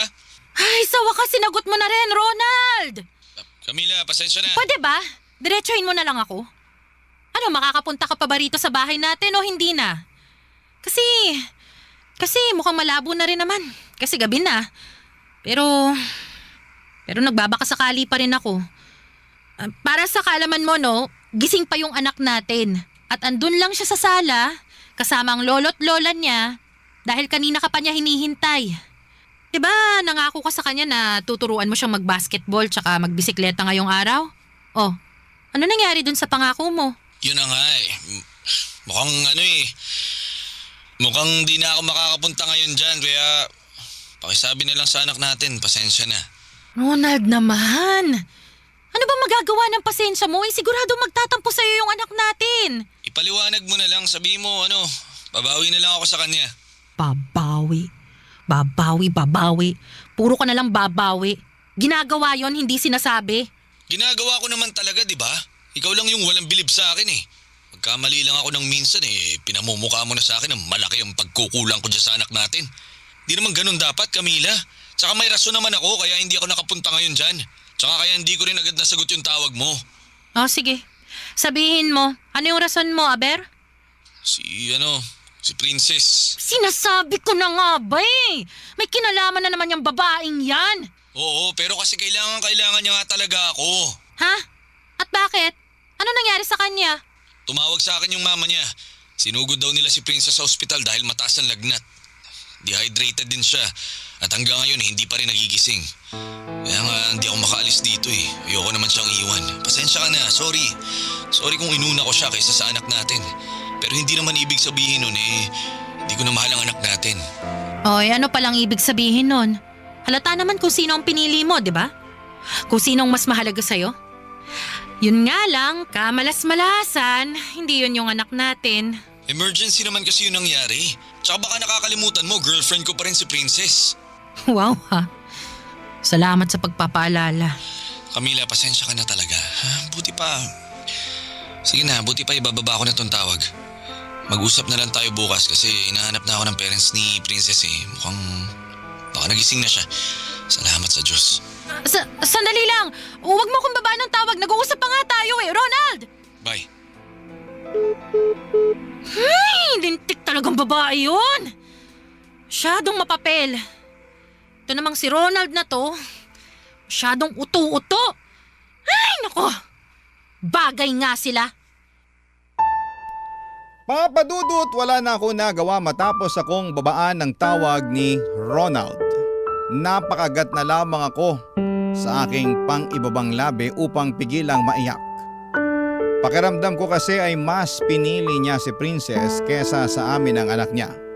At wala naman akong magawa dahil nakatali pa rin siya sa relasyon nila.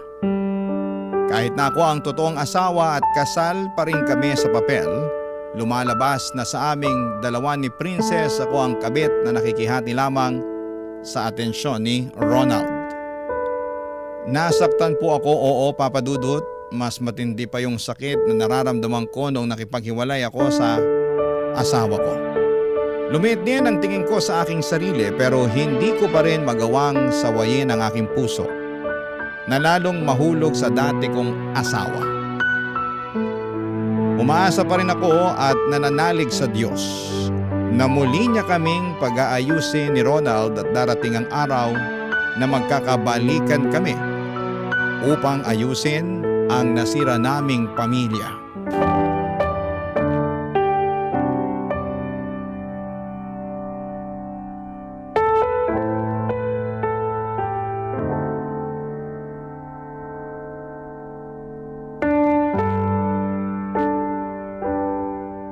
Anong ibig mong sabihin na... Pasensya ka na talaga, Camila. Pero gusto ko nang tapusin yung kung ano mang meron tayo. Gusto ko nang putulin yung ugnayan natin. Anak na lang natin ang sasadyain ko sa bahay niyo pag bumibisita ako. Pero baka dumalang na rin yun. Dahil may iba na akong priorities. Ibang priorities? Baka si Princess na naman yan ha? Ganun na nga. At siya rin ang rason kaya mo gusto nang tapusin yung anumang meron tayo? Oo, kasi napagtanto ko na hindi ko pala siya kayang saktan. Na sobra ko na siyang mahal para lokohin. Kaya nga, nakikiusap ako sa'yo. Tantanan mo na ako dahil matagal na talaga tayong tapos. Huwag mo na ring subukan na makipagbalikan sa akin at gamitin ang anak natin dahil di nauubra yan. Si Princess talaga ang mahal ko at wala Ano lang pala ako? Ha? Pampalipas oras mo? Taga-comfort mo nung nag-aaway at nagkakalabuan kayo ng babaeng yun? Labo mo pala eh. May pasabi-sabi ka pa na bigyan lang kita ng pagkakataon at gagawan mo ng paraan para maayos yung pamilya natin. Nangako ka pa na makikipaghiwalay ka sa Princess na yon. Pero ano nangyari? Katulad lang din pala ng iba mo pang mga sinabi yung pangako mo na yan eh. Lahat na pa ako! Kaya nga humingi ako ng pasensya. May sasanla ba sa pawn shop yung pasensya mo? Aba kung oo, sige! Magpasensya ka lang para naman maibenta ko yan. Nang sa ganon, kumita naman ako at mapakinabangan ko. Ang sama mo, Ronald. Pinaasa mo kong hayop ka. At ako naman si tanga. Nagpauto sa'yo. Naniwala sa mga sinabi mo. Binigay ko pa nga ulit sa'yo yung katawan ko kasi akala ko mahal mo pa rin ako eh. Pero rintik na lang talaga kasi nagpauto ko sa'yo. Alam ko, kaya nga nakukonsensya ako. Dapat lang. Dahil sobrang sama mo naman kung hindi. Alam mo, patawa ka rin eh, no? Gusto mong magpakatino sa babaeng yun. Habang kami ng anak mo, tinatarantado mo. Sabihin mo nga, ano bang pinapakain sa'yo nung gaga na yun, ha? Para maging ganyang kakabaliw sa kanya. Ano? Sabihin mo! Anong pinakain niya sa'yo na hindi ko napakain sa'yo? Hindi ko rin alam! Anong hindi alam? Pwede ba yun? Basta isang araw, nagising na lang ako na mas matimbang na sa puso ko si Princess. Siya lang at wala nang iba. Kaya nga gusto ko nang ayusin ang sarili ko. Gusto ko na magpakatino, maging mabuting boyfriend sa kanya. Dahil mahal na mahal ko siya. Manahimik ka! Mabuti pa, lumayas ka na sa pamamahay namin ngayon din! Camila naman, huwag mo naman ako ipagtabuyan oh. Oh, anong gusto mo? Latagang kita ng red carpet palabas? Ganon ba? Siraulo ka pala eh. Ako na nga tong sinaktan mo. Pinaasa, ginamit at pinagmukhang tanga. Tapos ayaw mo pa akong magalit sa'yo? Ronald, karapatan ko naman siguro yon. Bakit pinagkakait mo pa? Napaka-epal mo talaga kahit kailan. Ano pang hinihintay mo? Ha? Alis na sabi! Magsama kayo ng princess mo! Mga walang hiya kayo! Papadudot, pinagtulakan ko si Ronald palabas ng bahay namin at binagsakan siya ng pinto ng dahil sa galit. Tapos ay para akong tanga na nag-iiyak paalis dahil alam ko na hinding-hindi na niya ako babalikan pa. Namili na siya at kinamalas-malasan ay ako ang iniwan niya. Hindi ko alam kung ano ang nangyari, kung ginayuma ba siya ni Princess o ano para siyang piliin ng dati kong asawa. Basta ang sakit at ang lungkot ko lamang ng mga panahong yon. At hanggang ngayon ay hindi pa rin ako nakaka-move on. Sobrang hirap naman kasi. Lalo at buong buhay ko, si Ronald lang ang lalaking minahal ko. Long-time boyfriend ko siya bago kami kinasal. Ngunit kahit matagal na kami, ay hindi pa rin nag-work out ang aming relasyon at nauwi pa rin po ito sa hiwalayan. Nakakalungkot. Hindi ko alam kung makakausad pa ba ako o magiging maayos ang pagtatapos ng nangyari sa amin. Sana po ay payuhan ako ng mga kabarangay natin. Desidido pa rin kasi akong pakiusapan si Ronald at magmakaawa sa kanya na balikan at piliin niya kami ng kanyang anak. Maraming salamat po, Papa Dudut. Sakaling mapili po ninyong i-air ang sulat ko. God bless and more power sa programa ninyong Barangay Love Stories.